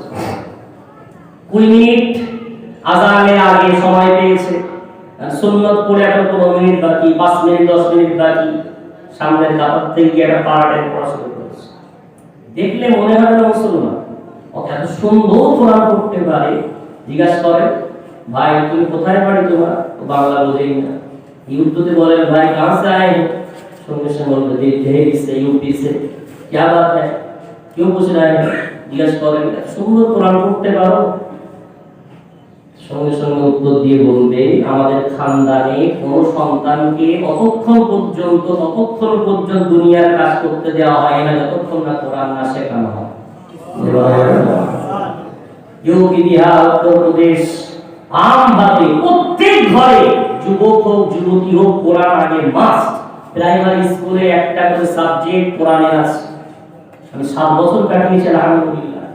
কোরআনের একটা সাবজেক্ট স্কুল কমিটি এবং গ্রামবাসীর তরফ থেকে সরকারের নোটিশ পাঠিয়ে পাস করানো। মুসলিম এলাকার স্কুল, প্রাইমারি স্কুল 1 ঘন্টা একটা হুজুর কোরআন পড়াবে, তার মাইনে আমরা গ্রামবাসী মসজিদ কমিটি দেব। স্কুলে পড়তে পড়তে আমার বাচ্চারা কোরআন শিখে যায়, বলা যাবে সুবহান। তাহলে চেষ্টা আলহামদুলিল্লাহ তারা কোরআন জানে। হে আমার বাবাজি, হে আমার দাদুজি, হে আমার ভাইরা, একটু নিয়ত করে নেন, ওই সামনের আলমারিগুলো কোরআন ভরিয়ে দেন। আপনার কাছে জোহরের নামাজের সুন্নাত পড়ার পরে 5 মিনিট 10 মিনিট সময় আছে, কোনো লজ্জা নয়। ওই কোরআন আপনার সুপারিশকারী, এই মনে করে কোরআনটা হাতে ধরেন, যেই খুলবেন প্রথম পৃষ্ঠায় আছে সূরাতুল ফাতিহা। ফাতিহা মানে কোরআন, আর কোরআন খুললেই পাওয়া যায় বলে ওই সূরাটাকে সূরাতুল ফাতিহা বলা হয়। ধরে বলা যাবে ওই সূরা ফাতিহা আপনি বানান করতে পারেন না, অক্ষর হয়তো জানেন না, চোখে আর দেখতে ভালো পান না, হয়তো এখন সাবার আপনার জড়তা কাটে না, হয়তো এই মুহূর্তে কোরআন পড়ারও আপনার ভালো লাগা নেই। যে অবস্থাতে আছেন এই অবস্থাটাকে আপনি পিছনে ফেলে দিয়ে কোরআন হাতে তোলেন আর সূরা ফাতিহা শুনে শুনে নিশ্চয়ই আপনার মুখস্থ আছে। আপনি কোরআনের হাতটা ঘুরিয়ে দৃষ্টিটা নিক্ষেপ করে জোরে করে পড়েন, আলহামদুলিল্লাহি রাব্বিল আলামিন আর রহমানির রহিম মালিকি ইয়াউমিদ্দিন ইয়্যাকা না'বুদু ওয়া ইয়্যাকা নাস্তাঈন ইহদিনাস সিরাতাল মুস্তাকিম সিরাতাল লাযীনা আন'আমতা আলাইহিম গায়রিল মাগদুবি আলাইহিম ওয়ালাদ-দাল্লিন। আমি হয়তো আপনি ঠিক জায়গায় দিতে পারছেন না, তবু আচ্ছা তারপর পড়েন। ওই কোরআনের সাথে মহব্বত তৈরি হোক, আকর্ষণ তৈরি হোক। 2 দিন 3 দিন পড়তে পড়তে হুজুরকে জিজ্ঞাসা করেন, ইমাম সাহেব একটু বলে দেন না ওই সূরা ফাতিহার মধ্যে কয়টা আয়াত আছে, কোথায় কোথায় দম ফেলতে হয়? হুজুর বলে দেন ওই সূরা ফাতিহার মধ্যে 7টা আয়াত আছে। আয়াত দেখতে কেমন জিজ্ঞাসা করে দেন, হুজুর বলে দেন গোল গোল করে চিহ্ন করা, এগুলো হলো একটা আয়াত। এবার আপনি আগুন দিয়ে টানেন যে পর্যন্তই বলছি, আলহামদুলিল্লাহি রাব্বিল আলামিন আর রহমানির রহিম মালিকি ইয়াউমিদ্দিন। বলছি দেখে দেখে আগুনকে টানা শুরু করে দেন। আল্লাহর এই অবস্থাতে আর কোরআন শিখতে পারলেন না, যতটুকু জানতেন ততটুকুই পড়া শুরু করেন। এটাকে আপনি বাহানাবাজি করেন না, এটাও কোরআন। রাসূলের পাকের হাদিস, সূরা ফাতিহা হলো উম্মুল কোরআন। কোরআনের মা, কোরআনের মা হলো সূরা ফাতিহা। এই সূরা ফাতিহা পড়তে পড়তে আল্লাহ যদি আপনাকে তুলে নেন আর কিয়ামতের কঠিন ময়দানে বিচারকের জানিয়ে দেন। আল্লাহ রাসূল বলেন আপনার বাপ মা সন্তান সন্ততি আপনাকে চিনতে না পারলেও ওই কোরআন শরীফ সুপারিশ করে বলছে আল্লাহ এই আমরা কোরআন খতম করতে পারিনি, আমরা কোরআন খতম করার যোগ্যতা ছিল না, তবে যতটুকু জানতো আল্লাহ আমাকে না পড়ে কোনো বাড়ার কাজটা করতে দেব না। আল্লাহ আমাকে পড়তো, চোখে লাগাতো, মুখে লাগাতো, চুমা দিত। আল্লাহকে আমার সঙ্গে না দিলে আমি কোরআন জান্নাতে যাব না। বলে বলা যাবে আসলে একটা নিয়ত করে পরিবর্তন আনি। নবী দিবস মানে শুধু মাইকিং লাইটিং হয়ে যাবে, বক্তা আসবে আর শুনে চলে যাবো না। এক নাম্বার বলেছি মেসওয়াক, দুই নাম্বার কোরআনের সঙ্গে আকর্ষণ তৈরি শুরু করে দেয়। যত বাড়বে তত লাভ, যত মহাব্বত বাড়বে তত লাভ। সকাল সন্ধ্যা মহাব্বত তৈরি করতে করতে এমন মুসলমান আছে কোরআনে হাত দেয়, এমন মুসলমান সমাজে আছে কোরআনে হাতই দেয়। কি দুর্ভাগ্য! কোরআনের মর্যাদা কত! আল্লাহ ফারিস্তাদেরকে কোরআন ছুঁতে অনুমতি দেননি। একজন ফারিস্তা নামটা জিবরাইল আমিন আলাইহিস সালাম, ওই জিবরাইল ছাড়া অন্য কাউকে কোরআন পড়া, কোরআন বইয়ে নিয়ে আসার অনুমতি নেই। এটা বলা যাবে না? আমার আল্লাহ পার্সোনাল ডায়েরি। অনেকের জন্য ধরেন তো যে আমেরিকা জো বাইডেন তার যদি পার্সোনাল কোনো ডায়েরি, আপনার কোনো সন্তান আমেরিকায় চাকরি করতে করতে জো বাইডেন বলতো আমার এই ডায়েরিটা পড়ে পড়ে জাতিকে শোনাও, আপনার বুকটা দশা হবে না? জানি বলদা পূর্ব জয়নগর পশ্চিম জয়নগর মানুষ যে আমাদের একটা ছেলে আমেরিকায় চাকরি করে, জো বাইডেনের ডায়েরি পড়ছে, বুকটা ফুলে দশা হয়ে যায়। অথচ একবারও ভাবি না কোরআন হলো কালামুল্লাহ, আল্লাহ নিজের কথা, আল্লাহ পার্সোনাল ডায়েরিতে বলা যাবে না। ওই কোরআন পড়তে পারেন আপনি কত বড় সৌভাগ্যবান। দুনিয়ার কোনো এমন নেই নয়, দুনিয়ার কোনো রাজা বাদশা নয়, তো কায়নাত রব্বুল আলামিনের ডায়েরি পড়ার কোনো যোগ্যতা আপনি অর্জন করলেন। তুই কায়নাতের মালিকের কথা বলা আপনার ঠোঁট দিয়ে তখন বার হয়ে গেল আলহামদুলিল্লাহ রব্বিল আলামিন। এটা আপনার কথা নয়, আমার আল্লাহর কথা আপনার জবান দিয়ে প্রকাশ পায়। যে মুখ দিয়ে কালামুল্লাহ আল্লাহর কথা না হয়, আল্লাহ কোনদিন ওই মুখটা জাহান্নামে পোড়াতে পারবে? আমার আল্লাহ বলতে বান্দা আমার তোমার মুখ দিয়ে বের হলো, তোর চোখ আমার কালাম দেখলো, তোর হাত আমার কালাম বয়ে বেড়ালো, প্রতিবার আমার কালাম সংরক্ষণ করলো। আমি আল্লাহ তোকে জাহান্নামে দেবো তো কিভাবে দেবো? না বান্দা, যে অন্তরে কালাম আছে, যে জবান দিয়ে কালাম তেলাওয়াত হয়েছে, যে চোখ দিয়ে কোরআন দেখেছে, যে কান দিয়ে কোরআন শুনেছে, যে হাত কোরআন চালিয়ে রেখেছে, ওই দেহটা আমি আল্লাহ জাহান্নামে পোড়াতে পারবো না। চলে চলে বলা যাবে বিশ্বনবী রাসূল পাক সাল্লাল্লাহু আলাইহি ওয়াসাল্লাম বললেন আল্লাহর ভালোবাসা পেতে চাও, আমাকে অনুসরণ করো, আমাকে অনুকরণ করো, আমার ইত্তেবা করো। আমার ইত্তেবা করতে গেলে কোরআন মাস্ট, কোরআন জানতেই হবে। কোরআনই হলো আমি রাসূল, আমার গোটা জীবন কোরআনেই ভরপুর বলে বলা যাবে। এবার আসেন বিশ্ব নবীকে ভালোবাসলে আল্লাহ রাব্বুল আলামিন তাকে ভালোবাসেন, তার জীবনের সব গুনাহ খাতা মাফ করে দেন। কিন্তু রাসূলকে কষ্ট দিলে কি শাস্তি হয়? এক হাতে তালি বাজে না। যদি ফলাফল ভালো হয় তো ফলাফল খারাপও আছে। ভালোবাসলে যেমন নেকি আছে, আল্লাহ গুনাহ মাফ করে দেন, তাকে কষ্ট দিলে কি শাস্তি? সেটাও আল্লাহ কোরআনে বলেছেন পারা নম্বর 22 পৃষ্ঠা নম্বর 5 সূরা সূরাতুল আহজাব। আল্লাহ রাব্বুল আলামিন বলেন ইন্নাল্লাযীনা ইউযুনাল্লাহা ওয়া রাসূলাহু লা'আনাহুমুল্লাহু ফিদ দুনিয়া ওয়াল আখিরাহ ওয়া আ'আদ্দা লাহুম আযাবান মুহিনা। আল্লাহু আকবার। আল্লাহ রাব্বুল আলামিন বলেন আমি আল্লাহকে কষ্ট দেবে, আমি নবী মুহাম্মদ সাল্লাল্লাহু আলাইহি ওয়াসাল্লামকে কষ্ট দেবে, আমি আল্লাহ বলছি লা'আনাহুমুল্লাহ, আমি অভিশাপ পাঠাবো, আমি আল্লাহ নিজেই অভিশাপ পাঠাবো। ফিদ দুনিয়া ওয়াল আখিরাহ, দুনিয়াতে অভিশাপ পাঠাবো, আখিরাতে অভিশাপ পাঠাবো, এবং আ'আদ্দা লাহুম আযাবান মুহিনা, আর তাদের জন্য আমি আল্লাহ লজ্জাজনক শাস্তির ব্যবস্থা করে রেখেছি। তোরে বলেন একটু নাউযুবিল্লাহ, আল্লাহ আমাদের হেফাজত করেন। তোরে বলেন একটু আল্লাহুম্মা। এই নাউযুবিল্লাহ বলতে বলা হয়, অনেকে এই নাউযুবিল্লাহ বোঝেন, এই না বুঝে বলাটা ঠিক না। আলোচনা হচ্ছে না জেনেই, কেন জানার শেষ নেই। নাউযু মানে আমরা পানা চাইছি, আশ্রয় চাইছি বিল্লাহ আল্লাহর কাছে, অর্থাৎ আমরা যেন বিশ্ব নবীর সঙ্গে কষ্টদায়ক আচরণ না করি, আল্লাহ যেন আমাদের হেফাজত করেন। তাই আল্লাহর কাছে পানা চেয়ে বলছি নাউযু বিল্লাহ, আল্লাহ আমাদের থেকে বাঁচিয়ে নেয়।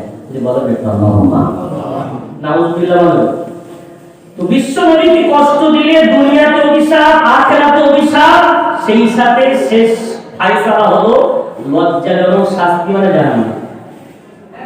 চলেন একবার ইতিহাসের পাতা থেকে দেখি রাসূলকে যারা মেনেছিলেন তাদের কি লাভ হয়েছিল, আর কষ্ট দিলে কি শাস্তি পেয়েছে। ছোট্ট একটা ঘটনা বললেই ইনশাআল্লাহ ক্লিয়ার হয়ে যাবে। কষ্ট হচ্ছে না আপনাদের? আমি তো গল্প কম করতে পারি, ওর জন্য হয়তো অনেকে অস্বস্তি হতে পারে যে গল্প হবে একটু টানটন হবে, আমি তো গল্প কম পারি, স্যারেন্ডার করছি। যে কথাগুলো বলছি আল্লাহ রাব্বুল আলামিনের ভরসা করেই বলছি, নির্যাস কোরআনের কথা, হাদিসের কথা। এতে সবচেয়ে বড় লাভ, দুনিয়ার মধ্যে একমাত্র একটা ইবাদত আছে যেটা যে করে যে শোনে সবার ভয়ের আমলে সমান সওয়াব হয়, তার নাম কোরআন। কোরআন যে পড়ে যে শোনে সবার আমল নামে সমান সমান নেকি লেখা হয় বলে বলা যাবে সুবহানাল্লাহ। তাই চলে গুটি গুটি পায়ে এগিয়ে যায়, বলে যান না কোন প্রথম নাম্বার বিশ্বাস করেছে, 2 নাম্বার কোরআন শিখতে বলেছে, 3 নাম্বার বলছি রাসূলকে ভালোবাসলে লাভ কি, বিরোধিতা করলে ক্ষতি। একটা যুদ্ধের নাম শুনেছেন সবাই কম বেশি, উহুদ যুদ্ধ। এই উহুদ যুদ্ধ বিশ্বনবী হিজরত করে মক্কা থেকে মদিনায় আসার 3 বছরের মাথায় হয়েছে, অর্থাৎ দ্বিতীয় হিজরিতে বদর হলো। মাত্র 313 জন হাজারের বিরুদ্ধে যখন রাসূল নামলেন বদরে, কাফেরদের পরাজয় হলো, এমন পরাজয় 70 জন জাহান্নামে গেল, 70 জন বন্দী হলো। তো কাফেররা সহ্য করতে না পেরে পরের বছরেই অর্থাৎ তৃতীয় হিজরিতে একেবারে দল বল 3000 নিয়ে হাজির হলো উহুদের গ্রাম। বিশ্বনবী প্রকাশ্য ঘোষণা দিলে উহুদে যেতে হবে। ছোট্ট ছোট্ট যুবক সাহাবাগুলো যাদের বয়স 15-16 হয়নি তারাও নাম লিখিয়ে দিল। আমার রাসূল যারা নাবালক এখনো তাদের লিঙ্গে চাইলেন না। সাহাবাদের যুদ্ধে যাওয়ার কোনো কারণ না, তারা ডিঙি মেরে মেরে মাথা উঁচু করে লম্বা হওয়ার বাহানা করে নাম লেখালেন। এমনকি বিশ্বনবীর ওই দলবল এমন একটা সংখ্যায় দাঁড়ালো, ওদের 3000 আর আমার রাসূল 1000 সঙ্গী সাথে নিয়ে এক বছরের মধ্যে বদর ছিল 313, আজকে উহুদের প্রান্তরে আমার রাসূল 1000 সৈন্য সাথে নিয়ে উহুদের প্রান্তরে হাজিরা দিলেন। বলা যায় সুবহানাল্লাহ। 1000 3000 সংখ্যা বেশি না কম? কম। ইসলামে এক্ষুনি বলছিলাম আল্লাহ সংখ্যা দেখেন না অন্তর দেখেন। কিন্তু বিশ্বনবী নিজেই বলেছেন ইন্নী বুইস্তু মুআল্লিমান, আমি রাসূল যেদিন থেকে জন্মেছি ওদিন থেকে আমি রাসূল দুনিয়ার মধ্যে সর্বশ্রেষ্ঠ গুরু রূপে জন্মেছি। আমি রাসূল সব বিষয়ে বিরাট পারদর্শী। আমি রাসূল ভালো জানি তাহাজ্জুদ কিভাবে পড়তে হয়, আমি রাসূল ভালো জানি জিকির কিভাবে করতে হয়, আমি রাসূল ভালো জানি দুনিয়ার মধ্যে আদর্শ কিভাবে হতে হয়, আমি রাসূল ভালো জানি আদর্শ সন্তান কিভাবে হতে হয়, আমি রাসূল ভালো জানি আদর্শ নেতা কেমন ভাবে হতে হয়, আমি রাসূল ভালো জানি আদর্শ সেনানায়ক কেমন ভাবে হতে হয়। অর্থাৎ যুদ্ধের কলাকৌশল আমি রাসূল যা জানি দুনিয়ার কেউ জানে না। বলা যাবে সুবহানাল্লাহ। উহুদের প্রান্তরে যাওয়ার পরে 3000 সৈন্য, এখানে জানি আমরা সবসময় জানি কথায় বলে পূর্বভাগ চালে না, দক্ষতা খুব কাজে আসে। বিশ্বনবীর দক্ষতা এমন ভাবে কাজে এলো, বিশ্বনবীর যুদ্ধের ময়দানে গিয়েই দেখলেন কাফেররা ভালো ভালো জায়গা দখল করে নিয়েছে। এখন এই কাফেরদের মাঝে খালিদ বিন ওলীদ তখন ইসলাম আনেনি, উনি হলেন কাফেরদের সেনানায়ক, বিরাট মাথায় বুদ্ধি। বিশ্বনবী উহুদের প্রান্তরে যখন চতুর্দিক তাকালেন, ওই যুদ্ধের ষড়যন্ত্র আমার রাসূল সুন্দর করে সাজালেন। ওদের যে ফন্দি ছিল ওই ফন্দিটাকে ভেস্তে দিয়ে আমার রাসূল দলটাকে 4 ভাগে ভাগ করলেন। একটা দলকে মাইমান ডাঙ্গার দ্বারা করালেন, একটা দলকে মাইসারা বামদের দ্বারা করালেন, একটা দলকে উস্তা মাস্তার দ্বারা করালেন। আমার রাসূল 3টে দলকে 3 দিকে দাঁড় করিয়ে গোটা উহুদের প্রান্তর চতুর্দিকে তাকালেন। তাকিয়ে দেখেন একটা গিরিপথ আছে, ওই গিরিপথ উহুদের পিছন দিক থেকে এসে ওই গিরিপথ দিয়ে আক্রমণ করা যেতে পারে। ওই গিরিপথটা একটু উঁচু, সেখানে একটা পাহাড় আছে। রাসূল বললেন না না, গিরিপথটা ছাড়া যাবে না। 50 জন তীর নিক্ষেপকারী সাহাবা যারা তীর নিক্ষেপ করে বড় পারদর্শী, এমন সুন্দর সুন্দর সাহাবাদেরকে আমার রাসূল ওই গিরিপথে দাঁড় করিয়ে দিলেন। ওদিকে কাফেরদের লিডার খালিদ বিন ওলীদ ও প্ল্যান করেছিল মুহাম্মদ যতই প্ল্যান করুক গিরিপথটা খোলা থাকবে আর আমি দলবল নিয়ে ওদিক থেকে আক্রমণ চালাবো, সামনে থেকে আক্রমণ, পিছন থেকে আক্রমণ। রাসূল যে গিরিপথ আটকে দিয়েছে ওর মাথা আওয়াজ হয়ে গেছে, সব তো ভেস্তে গেল। কিভাবে জানলো মহামানবতা পেলেন? ও জানেন আমার আল্লাহ তাকে পৃথিবীর মধ্যে শ্রেষ্ঠ গুরু পাঠিয়েছেন বলা যাবে। যুদ্ধ শুরু হলো, মুহূর্তের মধ্যে মুসলমানের জয়জয়কার, কাফেরদের বাধা হলো না। এমন যুদ্ধ শুরু হলো, কাফেররা দৌড়ে কুল পায় না, ময়দান ফাঁকা হয়ে যায়। তীব্রভাবে সাহাবা যুদ্ধ করে, ওই ডান দিকে যখন সাহাবা এগিয়ে যায়, বাম দিক থেকে কাফেররা ভিতরে ঢুকে আসে। যেই ঢুকে আসে, সেই বাম দিকে সাহাবা এগিয়ে যায়, ভিতরে ঢুকিয়ে দেয়, মাঝখানে মুস্ত এরা আক্রমণ শুরু করে। যেদিকেই যায় সেদিকেই মার খায়, কোনো দিক দিয়ে আগাতে পারে না। এমন ভাবে সুন্দর করে সাজিয়েছে, মাঝখানে থেকে বিরাট মার শুরু হয়েছে। ওরা যখন দেখছে নিরুপায়, তখন পালিয়ে কুল পায় না, কাছে যা হাতিয়ার আছে সব ফেলতে ফেলতে ছুট শুরু করে দিয়েছে। সাহাবাদের ইমানি ক্ষমতা দুর্বল, তারপর ইমানি ক্ষমতা বিরাট। ওহদে আসার আগে রাসূলের ইমানের পরীক্ষা নিয়েছিলেন, ইতিহাস সাক্ষী দেয়। মুহাজির যারা তার হিজরত করে মক্কা থেকে রাসূলের সাথে যারা এসেছেন তারা রাসূলকে ভালোবাসেন। কেন? ঘর বাড়ি পরিবার পরিজন ছেড়ে রাসূলের সাথে আছে, এদের ভালোবাসা কোনো গুরুত্ব নেই। মদিনাবাসী তারা কেমন ভালোবাসে একটু না শুনলে রাসূল বুঝতে পারছেন না যে আমার জন্য এরা কত কি করতে পারে। তো সফরে ওহদে যাওয়ার আগে রাস্তায় এক জায়গায় তাল বাঁধলেন, বললেন দাঁড়াও, আলোচনা আছে, পরামর্শ। কি ব্যাপার? বলো বলো, আমাকে তোমাদের মধ্যে কে কত ভালোবাসে? মক্কাবাসী সাহাবারা বললেন, ইয়া রাসূলুল্লাহ, ভালোবাসার পরিচয় আমাদের দিতে হবে। রাসূল বললেন, তোমাদের মত মানুষ। মদিনাবাসীরা, মদিনার একজন সাহাবা বললেন, ইয়া রাসূলুল্লাহ, ইয়া হাবিবাল্লাহ, আমাদের ভালোবাসার পরীক্ষা নিতে চান? জানেন নাকি আপনাকে কত ভালোবাসি, কত প্রিয় মহব্বত করি। আপনি যদি আপনার সামনে দাওয়াত জ্বালিয়ে দেন আর দাও করে আগুন জ্বলতে থাকে, আর দাওয়াত অবস্থায় আপনি দাঁড়িয়ে বলেন, হে আমার ভক্তরা, হে আমার ভক্তরা, এই দাওয়াত পালন করে আরে মুহাম্মদ আমার কাছে আসতে হবে, যে আসতে পারবে সে আমার ভক্ত বলে গণ্য হবে। ইয়া রাসূলুল্লাহ, ইয়া হাবিবাল্লাহ, ওই আগুনে ঝাঁপ দিলে আমাদের দেহ পুরো ছাই হয়ে যাবে না কি হয়ে যাবে? বাদ করা বলবো, পুরো বর্ণনা করবো না। ওই দাওয়াত যিনি আপনার কাছে দাওয়াত করবে, ওই দাওয়াতে ঝাঁপ দিয়ে পড়বো। আরেকজন সাহাবা দাঁড়িয়ে বললেন, ইয়া রাসূলুল্লাহ, ইয়া হাবিবাল্লাহ, আপনি যদি ওই করা সাগর অবস্থায় দাঁড়িয়ে বলেন আমাকে ভালোবাসতে গেলে এই সাগর পারে, সাগর পার করে আমার কাছে আসা লাগবে। ইয়া রাসূলুল্লাহ, ওই সাগরে যদি কুমির থাকে, হাঙর থাকে, ওই সাগরের ঢেউ যদি আমাদের কাছে মেরে ফেলে দেয়, কোনো পরোয়া করবো না। ওই সাগর সাগরে আপনার ভালোবাসায় আপনার কাছে পৌঁছে যাবো। তাদের ভালোবাসায় এমন, তাদের যুদ্ধের ময়দানে কি অবস্থায় বুঝতেই পারছে। মুহূর্তের মধ্যে কাফেরদের পরাজয়, ইসলামের জয় জয়কার পালাচ্ছে। এখন মোটামুটি সাহাবারা নিশ্চিত যুদ্ধে জয় হয়ে গেছে। বিশ্বনবী যখন গিরিপথে সাহাবাদেরকে দাঁড় করিয়েছিলেন, বারবার সতর্ক করে বলেছিলেন, আমি মুহাম্মদ যদি জিতেও যায় তবুও নামবে না, হেরেও যদি যায় তবুও নামবে না, ওখানে তোমরা থাকবে। সাহাবা কিন্তু বলে যাবেন না, বিশ্বনবীর সবচেয়ে ভক্ত যারা, পৃথিবীর মধ্যে নবী রাসূলদের পরে সবচেয়ে শ্রেষ্ঠ যারা, আবু হানিফা রাহমাতুল্লাহ আলাইহি, বড় পীর আব্দুল কাদের জিলানী রাহমাতুল্লাহ আলাইহি একজন ভক্ত প্রশ্ন করে বলেছিলেন, আপনার মর্যাদা কি সাহাবাদের চেয়ে বেশি? আব্দুল কাদের জিলানী রাহমাতুল্লাহ আলাইহি বলেছিলেন, খবরদার এমন কথা দ্বিতীয়বার তোমার জবান দিয়ে বার না হয়। আমি আব্দুল কাদের জিলানী বলছি, সাহাবারা যে ঘোড়ার পিঠে সওয়ার হতেন, ওই ঘোড়ার খুদ দিয়ে যে ধোঁয়া উঠতো, যে ধুলাবালিগুলো উঠতো, আমি আব্দুল কাদের জিলানী ওই ধুলাবালিও যোগ্য নই। যদি বলা যাবে সাহাবাদের মর্যাদা, সাহাবা সুতরাং আব্দুল কাদের জিলানী রাহমাতুল্লাহ আলাইহি এই মর্যাদা দিয়েছেন। সেই সাহাবাদের মধ্যে মতবিরোধ হলো। যুদ্ধে যখন জয় দেখা যাচ্ছে তখন দাঁড়িয়ে থেকে আর কি লাভ? যুদ্ধে জিতে যাচ্ছি মানে মাল সামান এক জায়গায় করি, সাহাবারা আসবেন, রাসূলের পাক আসবেন, মাল বন্টন হয়ে বাড়ি চলে যাবে। মালের লোভ নয়, বরং কাজ সেরে রাখলে লাভ বেশি।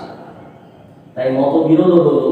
যিনি ওই সাহাবাদের মধ্যে সেনানায়ক, তিনি বললেন নেমো না, শুনতো না। ৪৫ জন প্রায় সাহাবা এই গিরিপথ ছেড়ে নামতে শুরু করলো। খালিদ বিন ওয়ালিদ চলে যায় পালায়। কিন্তু বারবার কৃষ্ণই বিপদের দিকে যেমন যা পেরান ছিল সে পেরান ভেসে গেছে। এখন যখন দৌড়াতে দৌড়াতে দেখতে পায় ওই বিপদ থেকে সাহাবা নামা শুরু করেছে, তখন খালিদ বিন ওলীদের মনে এবার যেটা আশা ফিরে এসেছে, সাহাবা নামছে মানে ভালো লক্ষণ, বিপদ ছাড়া মানে পূর্বেই তার পেরান সাজানো ছিল, পূর্বেই তার সৈন্য ট্রেনিং করা ছিল। যখন সাহাবা নামা শুরু করেছে পূর্বের পেরান অনুযায়ী তার একটা কোড ছিল, সঙ্গে সঙ্গে কোড ব্যবহার করে সেই দলকে ওদের পিছন থেকে এসে ওই গিরিপথের সামনে অপেক্ষা করছে। হঠাৎ করে দেখতে পায় 4-5 জন দাঁড়িয়ে, গোটা গিরিপথ তখন খালি হয়ে গেছে। কি অবস্থা! খালিদ বিন ওলীদ এক মুহূর্ত বিলম্ব করল, সুযোগ কাজে লাগিয়ে তুমুল বেগে যুদ্ধ শুরু করলো। 4 থেকে 5 জন সাহাবা ওখানে শাহাদাত বরণ করলেন। যে সমস্ত সাহাবা মাল সামানের জায়গায় করছিলেন তারা প্রস্তুত ছিল, কেউ প্রস্তুত ছিলেন না। কেউ যুদ্ধ তো শেষ মনে করে নিয়েছিলেন, হাতিয়ার সব রেখে দিয়েছিলেন। এখন খালিদ বিন ওলীদ পূর্ব প্রেরণ অনুযায়ী সৈন্য নিয়ে এমন আক্রমণ শুরু করলো, অপ্রস্তুত সাহাবাদেরকে এমনভাবে কচু কাটা করা শুরু করে দিল। সাহাবারা শাহাদাত বরণ করতে করতে এমন ভাবে শহীদ হতে লাগলেন, কোনো রকম কেউ বুঝতে পারেন না। খালিদ বিন ওলীদ তাদের বাতিলের ঝান্ডা উঁচু করে ওই কাফেরদেরকে ডাক দিয়ে বলল, আমি পিছনে চলে এসেছি, আর পালিও না, আক্রমণ শুরু করো। পালিয়ে যাওয়া মক্কাবাসী আর আক্রমণ শুরু করলো। এদিকে খালিদ বিন ওলীদ ওদিকে মক্কাবাসী সাহাবাদেরকে মাঝখানে ফেলে এমন পেশায় পড়ল, ইতিহাস সাক্ষী দেয় 70 জন সাহাবা ওদের প্রান্তরে শাহাদাত বরণ করলেন। বলেন একটু ইন্না লিল্লাহি ওয়া ইন্না ইলাইহি রাজিউন। কতজন? 70 জন। এতটুকু নয়, মর্মান্তিক ইতিহাস যে রাসূলের গায়ে কাউকে হাত দিতে সাহস হতো না, যে রাসূলের নুরানি বদলে কখন আঘাত কেউ আনতে পারেনি। ওই রাসূল ওহদের প্রান্তরে যখন বাতিল পিছন থেকে আক্রমণ শুরু করলো, আমার রাসূল একটা গুহা আড়ালে সাহাবাদেরকে নিয়ে সেখান থেকে পরামর্শ দিচ্ছে কিভাবে যুদ্ধ করতে হবে। হঠাৎ আক্রমণ শুরু, চতুর্দিক থেকে তীর বর্ষণ শুরু হয়েছে। 10 জন সাহাবা বিশ্ব নবীকে ঢাল আকারে দাঁড়িয়ে রেখেছে, দাঁড়ের সামনে দাঁড়িয়ে ঢাল আকারে সামনে হয়ে গেছে, কিন্তু সাহাবা টিকে থাকতে পারলো না। এত আকারে তীর এবং পাথর বর্ষণ হচ্ছে। তালহা রাদিয়াল্লাহু তাআলা আনহু গায়ে 76টা তীর বর্ষণ হয়ে গেছে, 76টা তীর ঢুকে গেছে। তারপরও দাঁড়িয়ে রাসূল বলছেন, তালহা আমি রাসূল সারা জীবন তোর কাছে ঋণী হয়ে গেলাম, ধরে বলা যাবে। এমন করুণ অবস্থা যখন চতুর্দিক থেকে আসা শুরু হয়েছে, সাহাবারা ছত্রভঙ্গ হয়ে গেছে।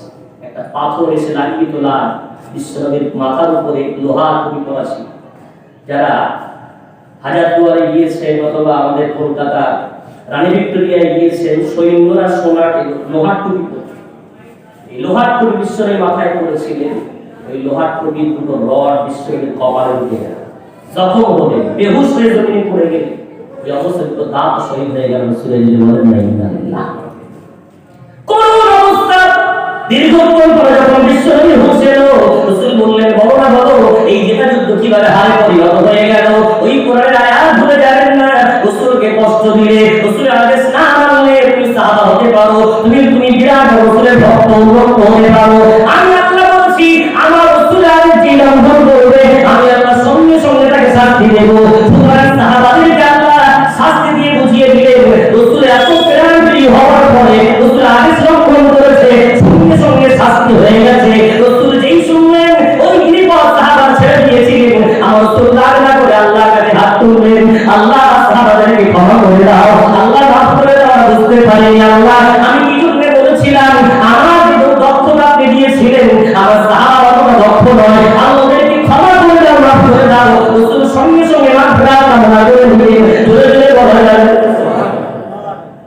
বিশ্বনবীর সাহাবাদের মতো ব্যক্তিত্ব একটু আদেশ লঙ্ঘন করলে সাথে সাথে শাস্তি, এমন শাস্তি 70 জন সাহাবা শাহাদাত বরণ করলেন, বিশ্বনবী স্বয়ং জখম হলেন।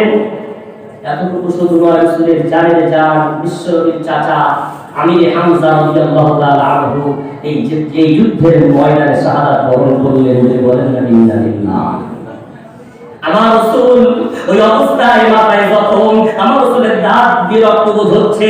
ওই অবস্থায় আমার রাসূল বললেন, কোথায় আমার সাহাবারা? আমার রাসূল সাহাবাদেরকে বড় ভালোবাসতেন। দীর্ঘদিনের পরিশ্রমের বদৌলতে আজকে 1000 সৈন্য সাথীকে এই উহুদের প্রান্তরে আনতে পেরেছিলেন। তাদের মধ্যে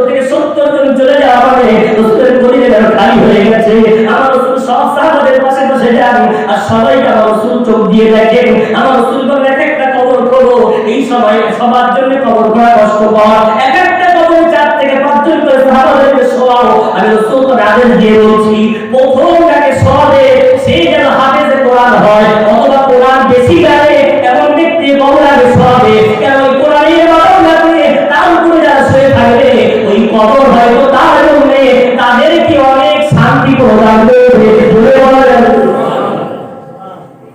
ওহদের ইতিহাস সাক্ষী দেয়, ওহদের প্রান্ত রাসূলের শোয়াতে বললেন আগে কোরআনকে শোয়াও, কারণ কোরআন আগে যা, কোরআনের বদৌলতে বাকিদেরকে কবর ভালো আচরণ করতে বলা যাবে না। এইভাবে শোয়ানো হচ্ছে, কবর খোঁড়া হচ্ছে। রাসূল দেখতে দেখতে ময়দানের শেষ প্রান্তে পৌঁছে সাহাবারা টেবিলে বসে, ইয়া রাসূলুল্লাহ ইয়া হাবিবাল্লাহ, এক মুহূর্ত আগে যাওয়া যাবে না, ইয়া রাসূলুল্লাহ সামনে যেতে পারবেন না, কি ব্যাপার, কেন যাব না, কেন যাব না আমাকে একটু বলো। ইয়া রাসূলুল্লাহ সামনে গেলে বরদাস্ত করতে পারবেন না, সামনে পুরো অবস্থা আপনার হয়ে আছে, আপনার নিজের চাচা খানদান থেকে অনেক মানুষই মারা যায়নি, যারা এসেছিলেন তাদের মধ্যে দুজন আপনার চাচা আব্বাস রাদিয়াল্লাহু তাআলা আনহু, অপরজন আপনার হামজা রাদিয়াল্লাহু আনহু।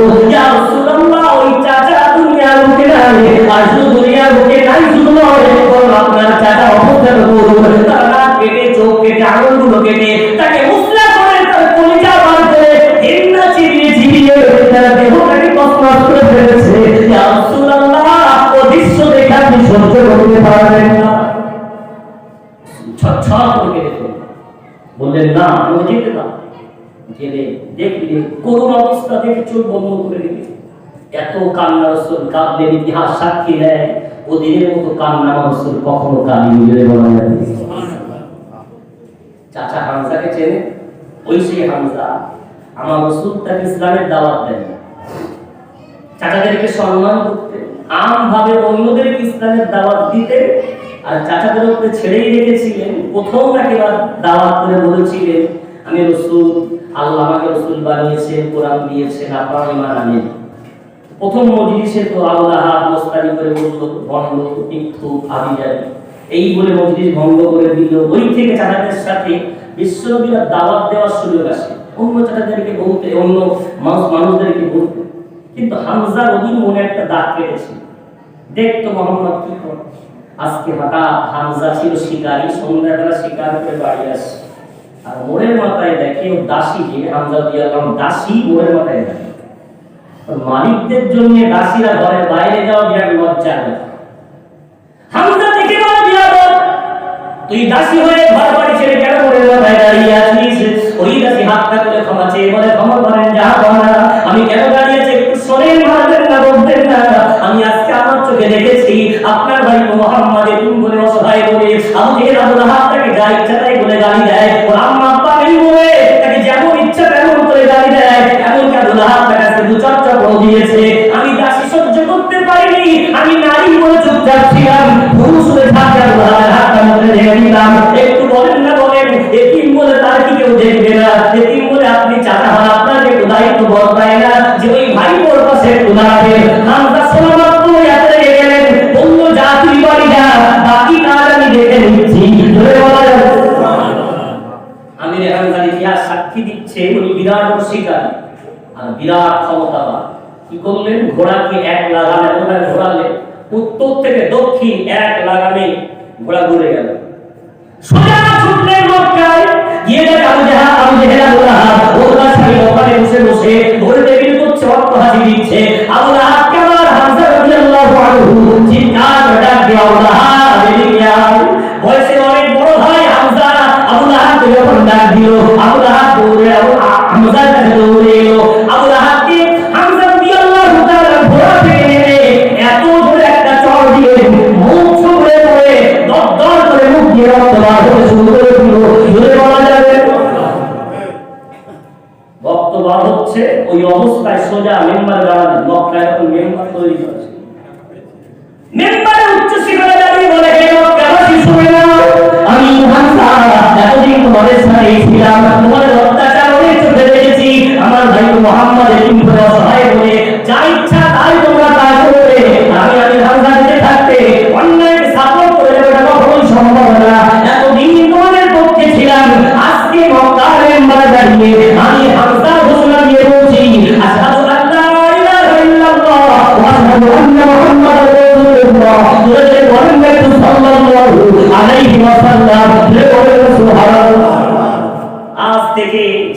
মুহাম্মাদের বিরুদ্ধে উঠবে, আমি হামজা তার হাত মুছে দেব। আজ থেকে যেন মুহাম্মাদের গায়ে হাত তোলার চিন্তা ভাবনাও না করে। সুবহানাল্লাহ। এই সেই হামজা, ওই ঈমান আনলেন আর ওদের প্রান্ত পর্যন্ত কোনদিন বয়সে এত বড় হওয়ার পরেও সারা জীবন গোলামি করেছেন রাসূলকে, ওই চাচা বলে বড় বলে অহংকার করেন নিজেদের বলা যায়। সুবহানাল্লাহ। ওই হামজা রাদিয়াল্লাহু তাআলা আনহু ওদের প্রান্তরে আজ শুয়ে আছেন। হাজী সাহেব বলেন ওদের ঘুরতে যান নিশ্চয়ই দেখে এসেছেন। ওই হামজার কবরটা যেখানে অবস্থিত, এখানে একটা যদিও কিনা অনেকে বলেছেন জয়ীফ হাদিস, যাই বা হোক ঘটনা চক্রে আমি বলতে চাইছি, আমার রাসূল যখন ওদের প্রান্তরে সমস্ত সাহাবাদেরকে শুইয়ে দিলেন, আমার রাসূল বললেন আমার হামজাকে, আমার চাচাকে আমার মদিনায় নিয়ে যাব, ওদের দাফন করব না। এই বলেছেন মদিনায় নিয়ে যাব, একটা কান্নার আওয়াজ এসেছে। আমার রাসূল কান্নার আওয়াজ লক্ষ্য করে ডাইনে তাকালেন, বামে তাকালেন, সামনে তাকালেন, কে কাঁদে কান্না বোঝা যায় না। আমার রাসূল যখন দূর থেকে দেখলেন, খুব ভালো করে দেখলেন কান্নার আওয়াজটা দূর থেকে ভেসে আসছে। রাসূল কান্নার আওয়াজ লক্ষ্য করে গিয়ে দেখেন কান্নাটা দুনিয়ার কোনো মানুষের নয়, স্বয়ং ওহদ পাহাড় টুকরে টুকরে কাঁদছে বলে বলা যায়। রাসূল ওহদের গায়ে হাত রেখে বললেন ওহদে কাঁদিস কেন, এমন করে কাঁদিস কেন? ওহদ বলে পাথর হতে পারি, পাহাড় হতে পারি, ইয়া রাসূলুল্লাহ আপনাকে ভালোবাসি। অপর হাত রাসূল বলেছেন আমি ওহদকে ভালোবাসি। জোরে বলা যায় ভালোবাসিস তো কাঁদছিস? বলে ইয়া রাসূলুল্লাহ আপনাকে ভালোবাসি বলে আমার মনে আশা ছিল আপনার দেহটা আমি আমার মুখে ধারণ করবো, আমি জানি আপনার দেহটা আমার মুখে আসবে না। ওই মদিনার আমাকে আল্লাহ কাছে মুখ করে রেখেছে, আপনার দেহটা মদিনার মুখে থাকবে। ইয়া রাসূলুল্লাহ ইয়া হাবিবাল্লাহ অন্ততপক্ষে আপনার দেহের রক্ত যে চাচার মধ্যে প্রবাহিত হয়, যে চাচার সঙ্গে আপনার রক্তের সম্পর্ক আছে, ওই চাচাকে যদি এই ওহদের প্রান্ত থেকে তুলে নিয়ে যান, আমি ওহদ স্বয়ং আপনার সাথে জড়াজড়ি করে দেব। আমি একা থাকতে পারবো না, আপনার কাছে অনুরোধ ওই হামজাকে নিয়ে যাবেন না, আমার মুখে রেখে যান। ওই হামজার জন্য আমি ওহদ সারা জীবন পালন করবো। চলে বলা যাবে হামজা রাদিয়াল্লাহু আনহুকে আমার রাসূল বললেন তাহলে শুইয়ে দাও। শুইয়ে দেওয়া হলো হামজা রাদিয়াল্লাহু আনহুকে কবরে। কবর থেকে মাহাজুর জিয়ারত করতে গিয়ে যেন একটা ব্যাকুল ওখান থেকে একটা আত্মনাদ এসে ওঠে। যারা জিয়ারত করেছে হয়তো আমার সঙ্গে একমত হবে। কি বলে? আমার যেন মনে হয়েছে ওই চাচা হামজা রাদিয়াল্লাহু আনহু চিৎকার করে করে বলে হে আমার রাসূলের ভক্তরা, হে আমার রাসূলের ভক্তরা, হে আমার রাসূলের মহব্বতের মানুষরা, দেখো না দেখো আমি হামজা ওই রাসূলের চাচা হওয়ার পরে, বয়সে বড় হওয়ার পরে আমি আমার ভাইকে কেন ভালোবাসতাম, জীবনটা গায়ে লোকে আসল দিতে দেয়নি।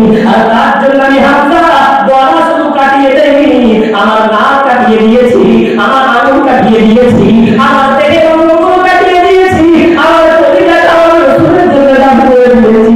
এই রাসূলের ভক্তরা আমার ভাইকে কোনোদিন যেন তোরা কষ্ট দিবে না। আমি হামজা তোদের কাছে ভিক্ষা চাইছি, আমার মুহাম্মদ তোরা কষ্ট দিবে না। আমার মুহাম্মদ যাতে খুশি হয় সেই কাজগুলো তোরা করবি, আর মুহাম্মদ অসন্তুষ্ট হয় সেগুলো তোরা বর্জন করবি। বলে বলা যাবে চাচা হয়ে আজ যেন আত্মনাদ করে করে বলে হে রাসূলের উম্মতরা আমার ভাইকে যেন কষ্ট দিস না। নবী দিবস পালন করলেই শেষ? বলেন তো, নবী দিবস পালন করার পর আগামীকাল সকালবেলা যখন দাড়ি রাস্তা করবো, রাসূল দাড়ি ছাটলে দাড়ি কাটলে তা আপনার খুশি হবে? আজকে যদি আমি হামজা বেঁচে থাকতেন অন্য কারো নামার গদ্দান তাকে আগে নিতেও, এই কারণে তুমি রাসূলের গদ্দারে ছুরি চালাও, তোমার গদ্দাটা আমাকে দাও, বিশ্বনবীকে আঘাত করো। এই যে আজকে দেখলাম মেলা চলছে, নবী দিবস কেন্দ্রে কি মেলা হবে? রাসূল আপনার খুশি হবে? বিরাট খুশি হচ্ছেন মদিনায় শুয়ে শুয়ে হায়াতুন নবী। রাসূল খুব খুশি হচ্ছে যে পশ্চিম জয়নগরের পূর্ব পাড়া ইসলামী যুব কমিটির পরিচালনায় নবী দিবস হচ্ছে, আর সেখানে কোরআন বন্ধকারী মেলাও চলছে। রাসূল আপনার খুশি হচ্ছে। আমির হামজা ওখান থেকে আত্মনাদ করে বলে খবরদার আমার নবী যাতে কষ্ট পায় এমন কাজ তোমরা করবে না। বলা যাবে পশ্চিম জয়নগরের মানুষ আমি হাতে ধরে নাই পায়ে ধরে বলি নবী দিবস দিচ্ছেন, মনে মনে অঙ্গীকার করে প্রতিজ্ঞাবদ্ধ হন আজ থেকে এমন কোনো কাজ করব না যাতে আমার রাসূল কষ্ট পায়। কষ্ট পেলে সাহাবাদেরকে আল্লাহ ছাড়েনি, আমাকে ছেড়ে দেন, আপনাকে ছেড়ে দিতে হবে না। আর যদি রাসূলকে খুশি করতে পারেন, অনুসরণ তাকে করেন, অন্যায় হয়ে গেছে, পাপ জীবনে করেছে, তবে এবার আসেন রাসূলকে মানলে হাজার পাপী হোক সব গুনাহ আল্লাহ মাফ করে দেন বলে বলা যাবে না? সুবহানাল্লাহ। যত বড় পাপী হোক ক্ষমা। এই যে খালিদ বিন ওলীদ আজকে যুদ্ধে এই জেতা যুদ্ধ হারে পরিণত হলো, এর পিছনে দায়ী কি? খালিদ বিন ওলীদ। ওই খালিদ বিন ওলীদ দ্বিতীয় হিজরিতে বিশ্বনবীর বিরুদ্ধে যুদ্ধ করলো। আর ওই খালিদ বিন ওলীদ ষষ্ঠ হিজরিতে 3 বছর পরে সূরা হুদায়বিয়ার সময় বিশ্বনবীর দরবারে এসে বলে, ইয়া রাসূলুল্লাহ ইয়া হাবিবাল্লাহ, আমি খালিদ বিন ওলীদ আমার বিরাট করে পড়ে আপনার চাচা আমার জন্য শাহাদাত বরণ করেছে। আমি খালিদ বিন ওলীদ আপনাকে চিনতে পেরেছি, আপনাকে চিনতে শিখে গেছি। আমি ইত্তেবা করতে চাই, আপনাকে অনুসরণ করতে চাই, আপনাকে ভালোবাসতে চাই। আমার কি ক্ষমা রাস্তা আছে? রাসূল বলেন, একদম আছে বাবা, ইত্তেবা অনুসরণ করো। খালিদ বিন ওলীদ আমার গোলাম অবস্থা কি হবে? রাসূল বলেন, আমি রাসূল বলছি, ইন্না তাওবাতা তাজুবু মা ফাওকাহা ওয়া ইন্না ইসলামা তাজুবু মা ফাওকাহু। আমি রাসূল বলছি, একটা কাফের যে ইসলাম গ্রহণ করে তার পূর্বের সব গুনাহগুলো আমার আল্লাহ নিমিষের মধ্যে মিটিয়ে দেন। খালিদ বিন ওলীদ কিছু সাহাবা শুধু ক্ষমা করে দেন। রাসূল বলেন, খালিদ তুমি হলে সাইফুল্লাহ, আল্লাহর রঙ তলোয়ার, যে ময়দানেই যাবে তোমার তলোয়ার দিয়ে আল্লাহর কুদরতি ক্ষমতা প্রকাশ করে দেবে। বলা যাবে না? সুবহানাল্লাহ। ওই উহুদের প্রান্তরে রাসূলের চাচা হামজা রাদিয়াল্লাহু তাআলা আনহুকে শহীদ করেছিল। নামটা ওয়াসি ইবনে হারব। চাচাকে হত্যাকারী কত বড় অন্যায় এটা নিশ্চয়ই বুঝতে পারছেন। ওই ওয়াসি ইবনে হারব 10 হিজরিতে অর্থাৎ 3 হিজরিতে হল আর 10 হিজরিতে ওই ওয়াসি মদিনায় মুসলমান হয়ে গেল। মদিনায় ঢুকে যে সাহাবারা বলছে সেই ওয়াসিটা মোলাকাত হচ্ছে। ওয়াসি সাহাবাদেরকে বলছেন, আমি ইসলাম গ্রহণ করতে চাই। কেউ কেউ বলছে, তুমি গেলে রাসূলের তো কষ্ট হবে। বলছে, কিচ্ছু করার নেই, আমি ইসলাম গ্রহণ করবো। এসছে গুটি গুটি পায়ে ওয়াসি বিশ্বনবীর সামনে বসে পড়েছে। সাহাবারা বলছে, ইয়া রাসূলুল্লাহ, ইয়া হাবিবাল্লাহ, চেনেন নাকি এই বান্দাকে? বলে, কে কে কে? বলে, এই সেই বান্দা যে আপনার চাচা হামজাকে শহীদ করেছিল। শোনা মাত্র রাসূল বললেন, হে ওয়াসি, আমি তোমার মুখ থেকে আমার চাচার হত্যার ইতিহাস শুনতে চাই। ওয়াসি বলে, ইয়া রাসূলুল্লাহ, ইয়া হাবিবাল্লাহ, হুজুর দেখেন না, কষ্ট করেন না, আমি আপনার চাচার দুশমন ছিলাম না, আপনার দুশমন ছিলাম না, ইসলামের দুশমন ছিলাম না। আমি ছিলাম হিন্দার গোলাম, হিন্দার দাস। ওই হিন্দার আব্বাকে, ওই হিন্দার ভাইদেরকে আপনার চাচা হামজা বদরের প্রান্তরে জাহান্নামে পাঠিয়েছিল। তাই হিন্দা মান্যত মেরেছিল ওই হামজার কলিজা না চিবিয়ে ও দুনিয়ার আরামায় ভোগ করবে না।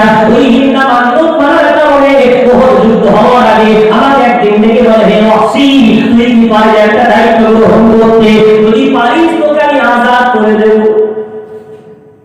গোলামের জীবন খুব কষ্টের জীবন, কি আজাদ হতে চায় না? সবাই চায়। আমি বললাম, কি দায়িত্ব বল, একদম তো। বলে, হে ওয়াসি, যদি পারিস তোকে আজাদ শুধু করে দেব না, আমার যত অলংকার আছে, আমার যত সুন্দর সোনা গয়না আছে, সব তো উপহার স্বরূপ দিয়ে দেব। একটা কাজ করে দিতে হবে। কি কাজ? বলে, রাসূলের চাচা হামজা ওহদের প্রান্তরে যুদ্ধে আসবে, ওকে হত্যা করে দিতে পারলে তুমি আজাদ। ইয়া রাসূলুল্লাহ, বিশ্বাস করেন আমি দুশমন ছিলাম, ইসলামের দুশমন না, চাচার দুশমন না, আজাদ হওয়ার লোভে আমি এত প্র্যাকটিস করলাম, আমার হাতে বললাম থাকতো সবসময়, এত এম ছিল উড়ন্ত পাখি ইশারা করে মারতাম তো মরে যেত, এত হাতে কি আমার। ওহদের যুদ্ধে এলাম, আপনার চাচাকে দেখলাম ওহদের প্রান্তরে সিংহের মতো দৌড়ছে। আমি দেখলাম আপনার চাচা অন্য সাহাবারা এক হাত দিয়ে তলোয়ার চালায়, আর আপনার চাচা এক হাত দিয়ে নয়, 2 হাত দিয়ে তলোয়ার চালায়। আমি দেখতে পেলাম আপনার চাচা লাগাতার 40 জন কাফেরকে জাহান্নামে পাঠানোর ভয়ে সামনের ময়দান এখন ফাঁকা, আর সামনে কেউ নাই। ওই অবস্থায় আমি দেখলাম আপনার চাচা হামজা একটু শান্ত হয়ে দাঁড়িয়ে শ্বাস নিচ্ছে। ময়দান ফাঁকা, অনেক কষ্ট হয়ে গেছে, তার দাঁড়িয়ে আরাম করছে। আমার মনে কোনোদিন ভয় আসেনি, ওইটি এত ভয় এলো। ওই যুদ্ধ থেকে, হামজার যুদ্ধ থেকে মনে মতো দুধ করে কাঁপতে শুরু করলো। ওই সিংহকে বসে আনবো কিভাবে? আমি যখন দেখলাম হামজা চুপচাপ দাঁড়িয়ে আছে, ওই সুযোগটা কাজে লাগিয়ে আমি বন্ধন ছুটলাম, আর বন্ধন সিনাই লাগলো, আপনার চাচা জমিনে পড়ে গেল, শাহাদাত বরণ করলো। আমি দৌড়ে হামজার পাশে এলাম, আর হিম্মা কোথায় ছিল জানি না, দৌড়ে আপনার চাচার পাশে চলে বললাম তুলতে যাবো, হিন্দা বলছে দাঁড়াও। ওর কোচক থেকে আমাকে একটা চাকু বার করলো, আমাকে বললো হে ওয়াসি, ওর হামজার কানটা কাটনা। আমি বললাম হে মালিকা, আমাকে ছেড়ে দেন, আমি মেরে দিয়েছি। আপনি বলেছিলেন মারতে পারবে না, এই বন্ধন করে আমার তো ছেড়ে দেওয়ার কথা। ওই সময় হিন্দাকে কি বলে, যদি তুই ওকে আমি যা বলছি না করিস তোকে আজাদ করবো না। আমি আমার নিরুপায় হয়ে গেলাম, আমার হাতে চাকু দেওয়া হলো, আমাকে বলা হলো কান কাট, আমি কান কাটলাম। হিন্দা দাঁড়িয়ে দাঁড়িয়ে কানটা শুয়ে কাটলো, তাকে হাড় বানানো শুরু করলো, বললো নাক কাট, নাক কাটলাম, চোখের পাপড়ি কাট, চোখের পাপড়ি কাটলাম, আঙুলের মাথাগুলো কাট, আঙুলের মাথাগুলো কাটলাম, পায়ের আঙুলগুলো কাটলাম। সর্বশেষ আমাকে বললো ওর বুকটা বেড়ে ফেল। আমি তখন বললাম মা মানুষ কেমন শাস্তি দিতে ভাই, আমাকে যখন বললাম শুনলাম না, আবার কেন দিল, আমি বাধ্য হয়ে তখন বুকটা চিরে ফেললাম। কিন্তু ইয়া রাসূলুল্লাহ কিভাবে বলবো আপনাকে, আমি যখন বুকটা চিরেছি আপনার শরীরের মতো জায়গার কলিজা মিল কলিজা লাগিয়ে বেরিয়েছে। ওই হিন্দা বহুত বিলম্ব করলো না, নিজে মুখ ছুঁড়ে ওই কলিজা নিজের দাঁত দিয়ে চিবিয়ে এক আছাড়ে ছেড়ে দিল। আপনার চাচার কলিজা হাতে বাঁধে নিয়ে নাচতে লাগলো, গলায় হাত ধরেছিল। ইয়া রাসূলুল্লাহ সে বিশ্ব বলা না, রাসূলের চোখে টপ টপ করে পানি ঝরছে, দাড়ি মোবারক ভিজে ঝোঁকা ভিজে গেল। রাসূল বললেন বাবা চুপ কর, আমি রাসূল বরদাস্ত করতে পারছি না। হে আমার ওয়াসি, তুই আমার সামনে এমন করে চলাস না, আমি রাসূল বরদাস্ত করতে পারছি না। ওটা ঘটনা ওয়াসি বললেন, রাসূল শুনলেন। সাহাবারা বলছেন রাসূল একা কাঁদেননি, রাসূলও কেঁদেছিলেন, আর আমরা যারা বসেছিলাম আমরাও রাসূলের কান্না দেখে কেঁদে ফেললাম। এই করুণ ইতিহাসের পরে ওয়াসি রাসূলের সামনে হাত বাড়িয়ে বলে একটু গলায় পড়ে মুসলমান করে দেন না।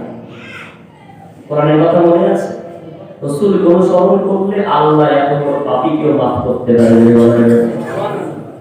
ওয়াসি বলে আমার কি ক্ষমা হবে, রাসূল বললেন ক্ষমা অবশ্যই তোমার হবে। এই ওয়াসি হাতটা ধরো, কলেমা পড়ে নাও। রাসূল তাকে কলেমা পড়ানোর পরে বলল ওয়াসি, আমি মুহাম্মদ তোমার কাছে অনুরোধ করে বলছি বাবা, আমি যতদিন দুনিয়ায় বাঁচবো বাবা কোনোদিন আমার সামনে দুনিয়ায় এসো না। বলে কেন ইয়া রাসূলুল্লাহ, বলে তুমি আমার সামনে আসলে তোমার মুক্তির ইতিহাস শুনলাম, তোমার গোটা ঘটনা মনে এসে যাবে, ওই বিশ্বাস তুমি বলবে আমি মুহাম্মদ আমাকে যে কষ্ট দেয় তার জীবনের সব আমল বরবাদ হয়ে যায়। আমাকে কষ্ট দিলে তার জীবনের সব আমল কেড়ে নেবে বরবাদ। পারা নম্বর 26 পৃষ্ঠা নম্বর 14 সূরার নাম সূরা হুজুরাত।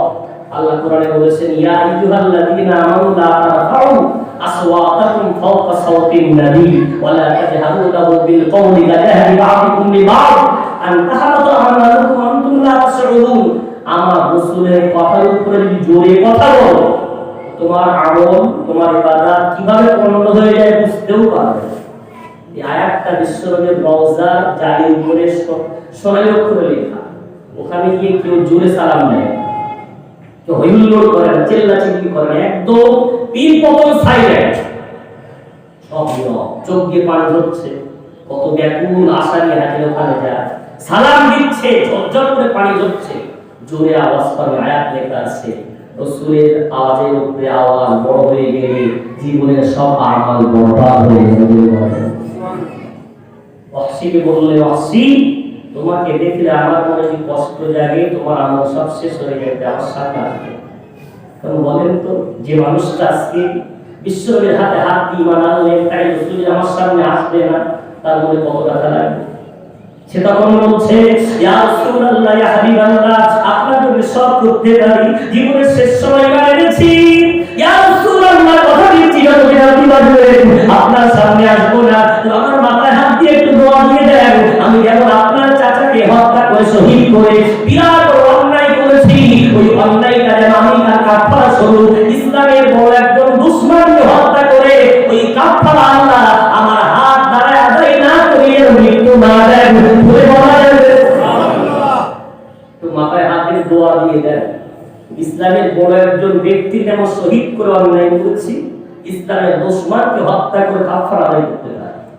রাসূল মাথায় হাত দিয়ে দোয়া দিলেন, যাও বাবা, আল্লাহ তোমার এই মনের নিয়ত পূর্ণ করে দেবেন যদি বলা যায়। সুবহানাল্লাহ। ওয়াহশী মানার পর 1 বছর বিশ্বের ধারণে রইলেন। 11 হিজরি রাসূল চলে যাচ্ছে। ওয়াহশী কোনদিন সামনে আসেনি, আল্লাহ রাসূল প্রত্যেক পিছনে বসতেন। এই রাসূল ঘুরতে না পারা হয়ে যায়, রাসূলের দৃষ্টি যেন না পড়ে। ওই অবস্থায় রাসূলের ইন্তেকাল করলেন, খুব কাঁদলেন। মনে আশা, রাসূল দোয়া দিয়েছেন, মানে রাসূলের দোয়া কবুল হয় না। বিশ্বনবী চলে যাওয়ার পর আবু বকরের খেলাফত চলছে, দ্বিতীয় হিজরি, আবু বকরের দ্বিতীয় বছর, 2 বছর রাজত্ব করেছে। চতুর্দিকে ফিতনা শুরু হয়ে গেল। মুসাইলামা বিন কাযযাব রাসূলের পাক ইন্তেকাল করার পরে প্রথম মিথ্যা নবী দাবি করে। মুসাইলামা বিন কাযযাব মিথ্যা নবী দাবি করে বসলো। আবু বকর নবীর বিরুদ্ধে যুদ্ধের ঘোষণা দাও, নবী শেষ নবী, এর পরে কোনো নবী হবে না, ওই মিথ্যুক নবীর বিরুদ্ধে যুদ্ধ হবে। সব সাহাবারা মিলে কালেন, ওয়াহশী দৌড়ে, আবু বকর আমি এই যুদ্ধে যাব। আবু বকর বলে, ওয়াহশী একা বলে আছে, আমার রাসূল তোমার মাথায় হাত দিয়ে কি দোয়া দিয়েছিলেন, আমি আবু বকর বলছি এই যুদ্ধে তুমি অবশ্যই যাবে, আমি তোমাকে আমার সঙ্গে নিয়ে যাব। ওয়াহশী বলে, সেই বন্ধনটা দাঁড় করলাম, যে বন্ধন দিয়ে হামজাকে শহীদ করেছিলাম, বন্ধনটা ভালো করে ঘষে নিয়ে চকচকে করলাম। আমি ওই যুদ্ধের ময়দানে পৌঁছালাম, হঠাৎ করে আমার কানে আওয়াজ এলো, ওই মুসাইলামা বিন কাযযাব বার হয়েছে। যেই শুনলাম বার হয়েছে, তো কি দেখলাম, মুসাইলামার দিকে ছুটে এলো। ওই মুসাইলামা 2 কাঁধে লাগলো, ঘোড়া থেকে জমিনে ছিটকে পড়ে গেল। এই মুসাইলামা অপরমত মৃত্যুবরণ করেনি। আমি আল্লাহর দিকে তাকিয়ে বললাম, আল্লাহ এই সেই সুযোগ, আমার হাতে তখন সেই বন্ধন, আমি বন্ধনটা ছুঁড়ে যেমন ভাবে হামজাকে শহীদ করেছিলাম, ঠিক অমনি ভাবে ওই মুসাইলামার বুকের উপরে ওই বর্ষা আমি পুঁতে দিলাম। আমি যখন বর্ষা বললাম, মুসাইলামা তখন চিৎকার করে মৃত্যুর শ্বাস করছে। আমি দৌড়ে গিয়ে বললাম, এখন শেষ হয়নি, আমার কাছে সেই খন্দক ছিল, হিন্দার খন্দক, সেই খন্দকটা বার করে ওয়াহশী ইবনে হারব বলছে, আমি মুসাইলামা বিন কাযযাবের বন্ধুটাকে নিয়ে আসমানের দিকে তুলে বললাম, আল্লাহ সাক্ষী থাকো, যে হাত দিয়ে হামজাকে শহীদ করেছিলাম, ইসলামের দুশমনকে আমরা দুনিয়া থেকে সরিয়ে দিয়ে কাফারা আদায় করে দিলাম।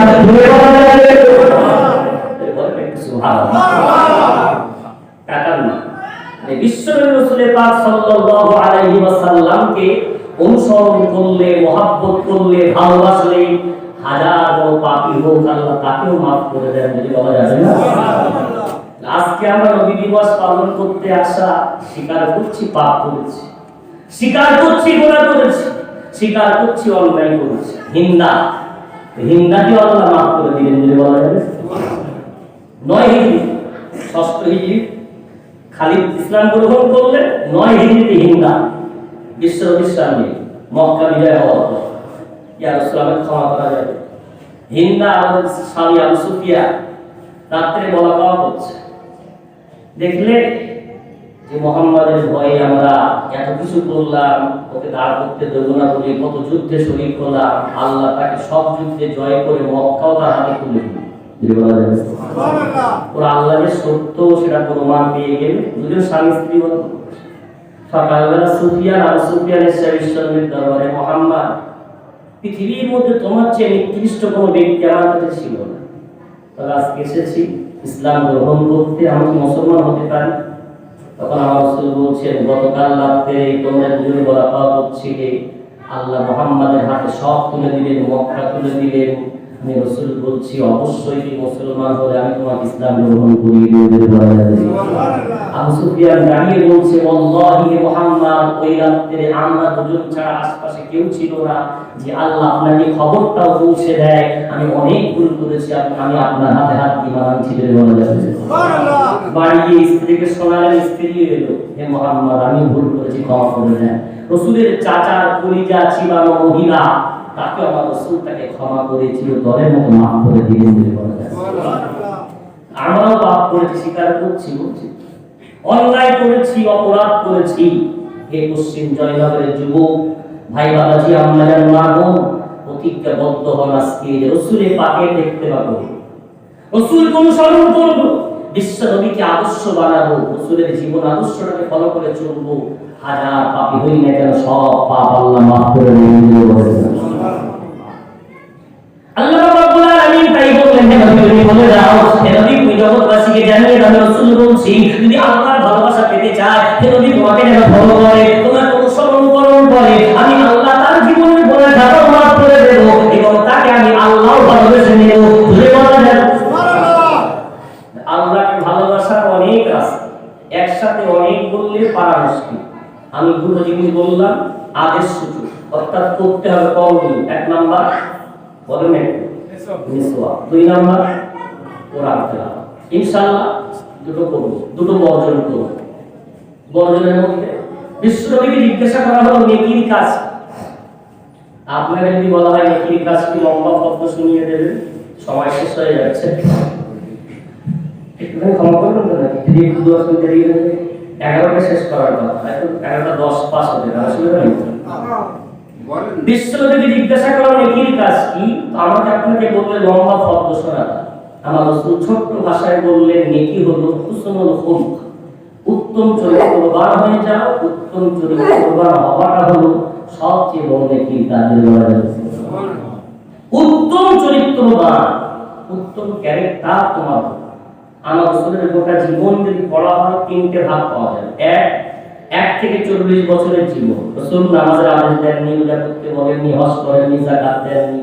1 থেকে 40 বছর আমার রাসূল একটা সুন্দর ক্যারেক্টার রয়েছে, যে বলা যাবে না সুবহানাল্লাহ। অর্থাৎ রাস্তা দিয়ে রাসূল হেঁটে গেলে নাম ছিল মুহাম্মদ, কেউ মুহাম্মদ বলতো না, বলতো দেখো দেখো as-সাদিক, সত্যবাদী হেঁটে যাচ্ছে, দেখো দেখো আল-আমিন, আমানতদার হেঁটে যাচ্ছে, যে বলা যাবে না সুবহানাল্লাহ। অর্থাৎ আমার রাসূল সবচেয়ে বেশি গুরুত্ব দিয়েছেন চরিত্র সুন্দর হওয়া। চরিত্রই সুন্দর না হয়, দুনিয়ার সব দাগ তোলার পাউডার, সার্ফ, সাবান সব আছে, চরিত্র দাগ তোলার মতো কোনো সার্ফ সাবান আসলে তৈরি হয়নি আর হবে। উদাহরণস্বরূপ দেখা দেন না, যদি কারো গায়ে পড়ে আগেই ক্ষমতা আছে, দেখবেন সমাজে কিছু মানুষ আছে 1 থেকে 40 বছর জীবন গুনার কাজে কাটিয়ে অধিকাংশ, বিরাট জুয়া থেকে শুরু করে লটারি, মদ, গাঁজা, বিভিন্ন হারাম কর্ম করার পর আল্লাহ হেদায়েত নসিব করেন, হেদায়েত পেয়ে যায়। ওই চাচাজি হয়তো 50 বছর বয়সে হজ করে এসে, হজ করলেই কয়েকটা পদ সমাজ থাকে। নম্বর 1 মসজিদের সভাপতির পদ পাবে, 2 নম্বর জলসা হলে সভাপতির পদ পাবে, এলাকার কোনো মিটিং হলে সেই মিটিং এর মোড়ক তিনিই হবে, কেউ বাইতুল্লাহ ঘুরে এসেছে, এটা হলো আল্লাহর তরফ থেকে সম্মান, তাকে দেওয়া হয়। কিন্তু দুর্ভাগ্য এটা, কিছু দেখবে যুবক ছেলে বহুদিন বাড়ি আসে, 7-8 বছর দিল্লি থাকে, বোম্বে থাকে, দুবাই, কুয়েতে থাকে। এখন ওই চাচাজি যে হজ করে এখন নিচের গাড়ি ফাড়ি রেখে আল্লাহ তাকে হেদায়েত দিয়েছেন, ভালো হয়ে গেছে, মসজিদের সেক্রেটারি বা সভাপতি বা কোনো একটা পদে আছেন, কেশিয়া, ঈদের দিনে মাইক ধরে যুবকদেরকে নসিহত করছে। যুবক ঈদের দিন একটু মাইক ধরার সুযোগ সবারই হয়। ওই ছেলেগুলো চাকরিকে চিনতে পারছে না, কেন? আগে তো একরকম ভেস ছিল, শরীরের অবস্থা ছিল, এখন দাড়ি টাড়ি একরকম, লম্বা জামা, জুতা একরকম। এখন ওই যুবকগুলো জিজ্ঞাসা করছে, কে রে মাইকে কথা বলছে, নসিহত করছে কি? পাশের যুবকদের গ্রামে জিজ্ঞাসা করছে, গ্রামের ছেলেরা পরিচয় দিচ্ছে, চিনতে পারছেন সে অমুকের বাপ, মদ খেয়ে কানায় পড়ে থাকতো, জুয়া খেলতো, লটারি কাটতো, সুদ খেত, ইসেন হজ করে হাজির হয়ে মসজিদের মতো আগে হাজি হয়েছেও বললো, মতবাদী হয়েছেও বললো, কিন্তু আগে যদি দাগগুলো মুছলো না। সে অমুকের বাপ মদ খেয়ে পড়ে থাকতো, লটারি কাটতো, জুয়া খেলতো, বদমাইশি করতো, এখন ইসেন হজ করে কি হয়েছে? হাজি হয়েছে বললো, কিন্তু এই দাগ পশ্চিম কালেও করতে পারবেন না, যত বড়ই তওবা বিল্লাহ করেন, চোখের পানি আল্লাহ ক্ষমা করে দেয়, যাকে ক্ষমা করে আল্লাহ মাফ করে দেয়, সমাজ মাফ করে। ওর সামনে দাঁড়ালেই ওর সেই চরিত্র, ওই সেই জীবনী সব মনে হবে। তাই রাসূল শিখিয়েছেন সবচেয়ে নেকির কাজ হলো উত্তম চরিত্রবান হয়ে যাও। তুমি সামনে দাঁড়ালে যেন মানুষ তোমার চরিত্রে আঙুল না তুলতে পারে, যদি বলা যাবে সুবহানাল্লাহ।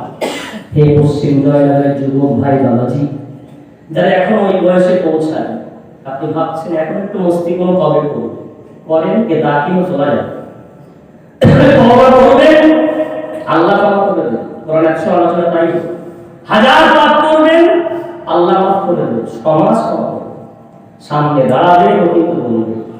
রিক্সা চালক, গরিব মানুষ, জীবনে কাউকে ফাঁকি দেয়নি।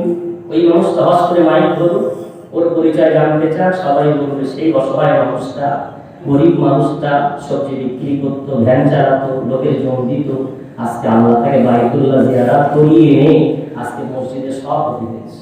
এরও সভাপতির কথাটা বললো, কিন্তু আগে সুন্দর চরিত্রগুলো মানুষকে স্মরণ করে নিয়ে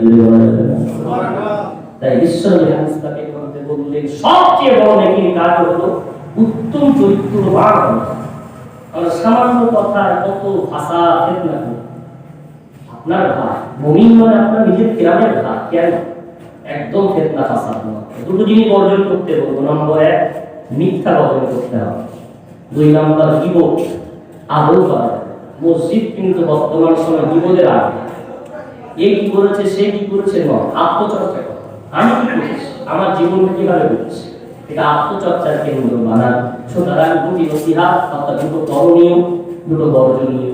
1 নম্বর করণীয় বললাম আল্লাহ আমাদের সকলকে কোরআন শেখানো, আল্লাহ আমাদের সকলকে মিসওয়াকের পাবন্দি করা তৌফিক দেন বলে আল্লাহুম্মা। আর 2 নম্বর আমাদের চরিত্রের সুন্দর করে সাজাতে পারি যেন আমরা সর্বদাই আল্লাহ রাসূলের সুন্নাত মেনে মিথ্যা এবং গীবত থেকে আমরা সর্বদাই বাঁচতে পারি। আল্লাহ সেই তৌফিক দেন বলে আল্লাহুম্মা আমিন। আসলে আমরা সকলে ঈশ্বরের মহব্বতে প্রাণ ভরে সালাতু সালাম ইয়া নবী সালাম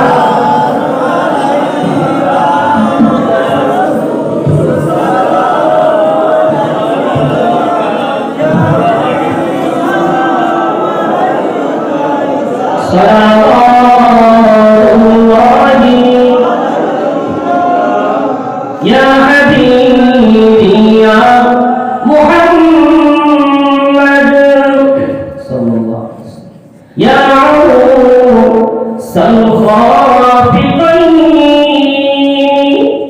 يا مؤيد يا ممجد يا إمام القبلتين يا نبي سلام يا رسول سلام عليك يا حبيب سلام صلوات الله عليك تمني وسيلتي يا كدين آدم أهرام মাহবুবের হইয়া যে দয়া কবুল করিলেন দুআ ইয়া নবী সালাম আলাইকা ইয়া রাসূল সালাম আলাইকা ইয়া হাবিব সালাম সালাওয়াতুল্লাহি يا نبي سلام لو أمان يا رسول سلام لو صمان يا حبيب سلام لو إنسان أمرجي تمر أمات غناء يا نبي سلام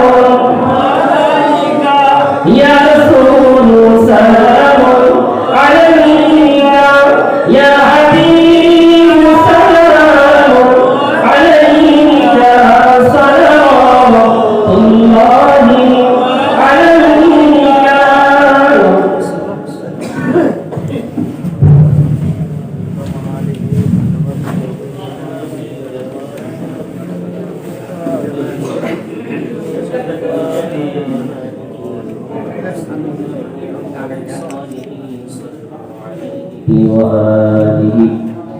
আমরা সবাই গুনাহগার। আল্লাহ রাব্বুল আলামিনের কাছে দুপুরা চোখের পানি ঝরিয়ে জীবনের গুনাহগুলো স্মরণ করে আল্লাহর কাছে একটু তওবা করব। আল্লাহ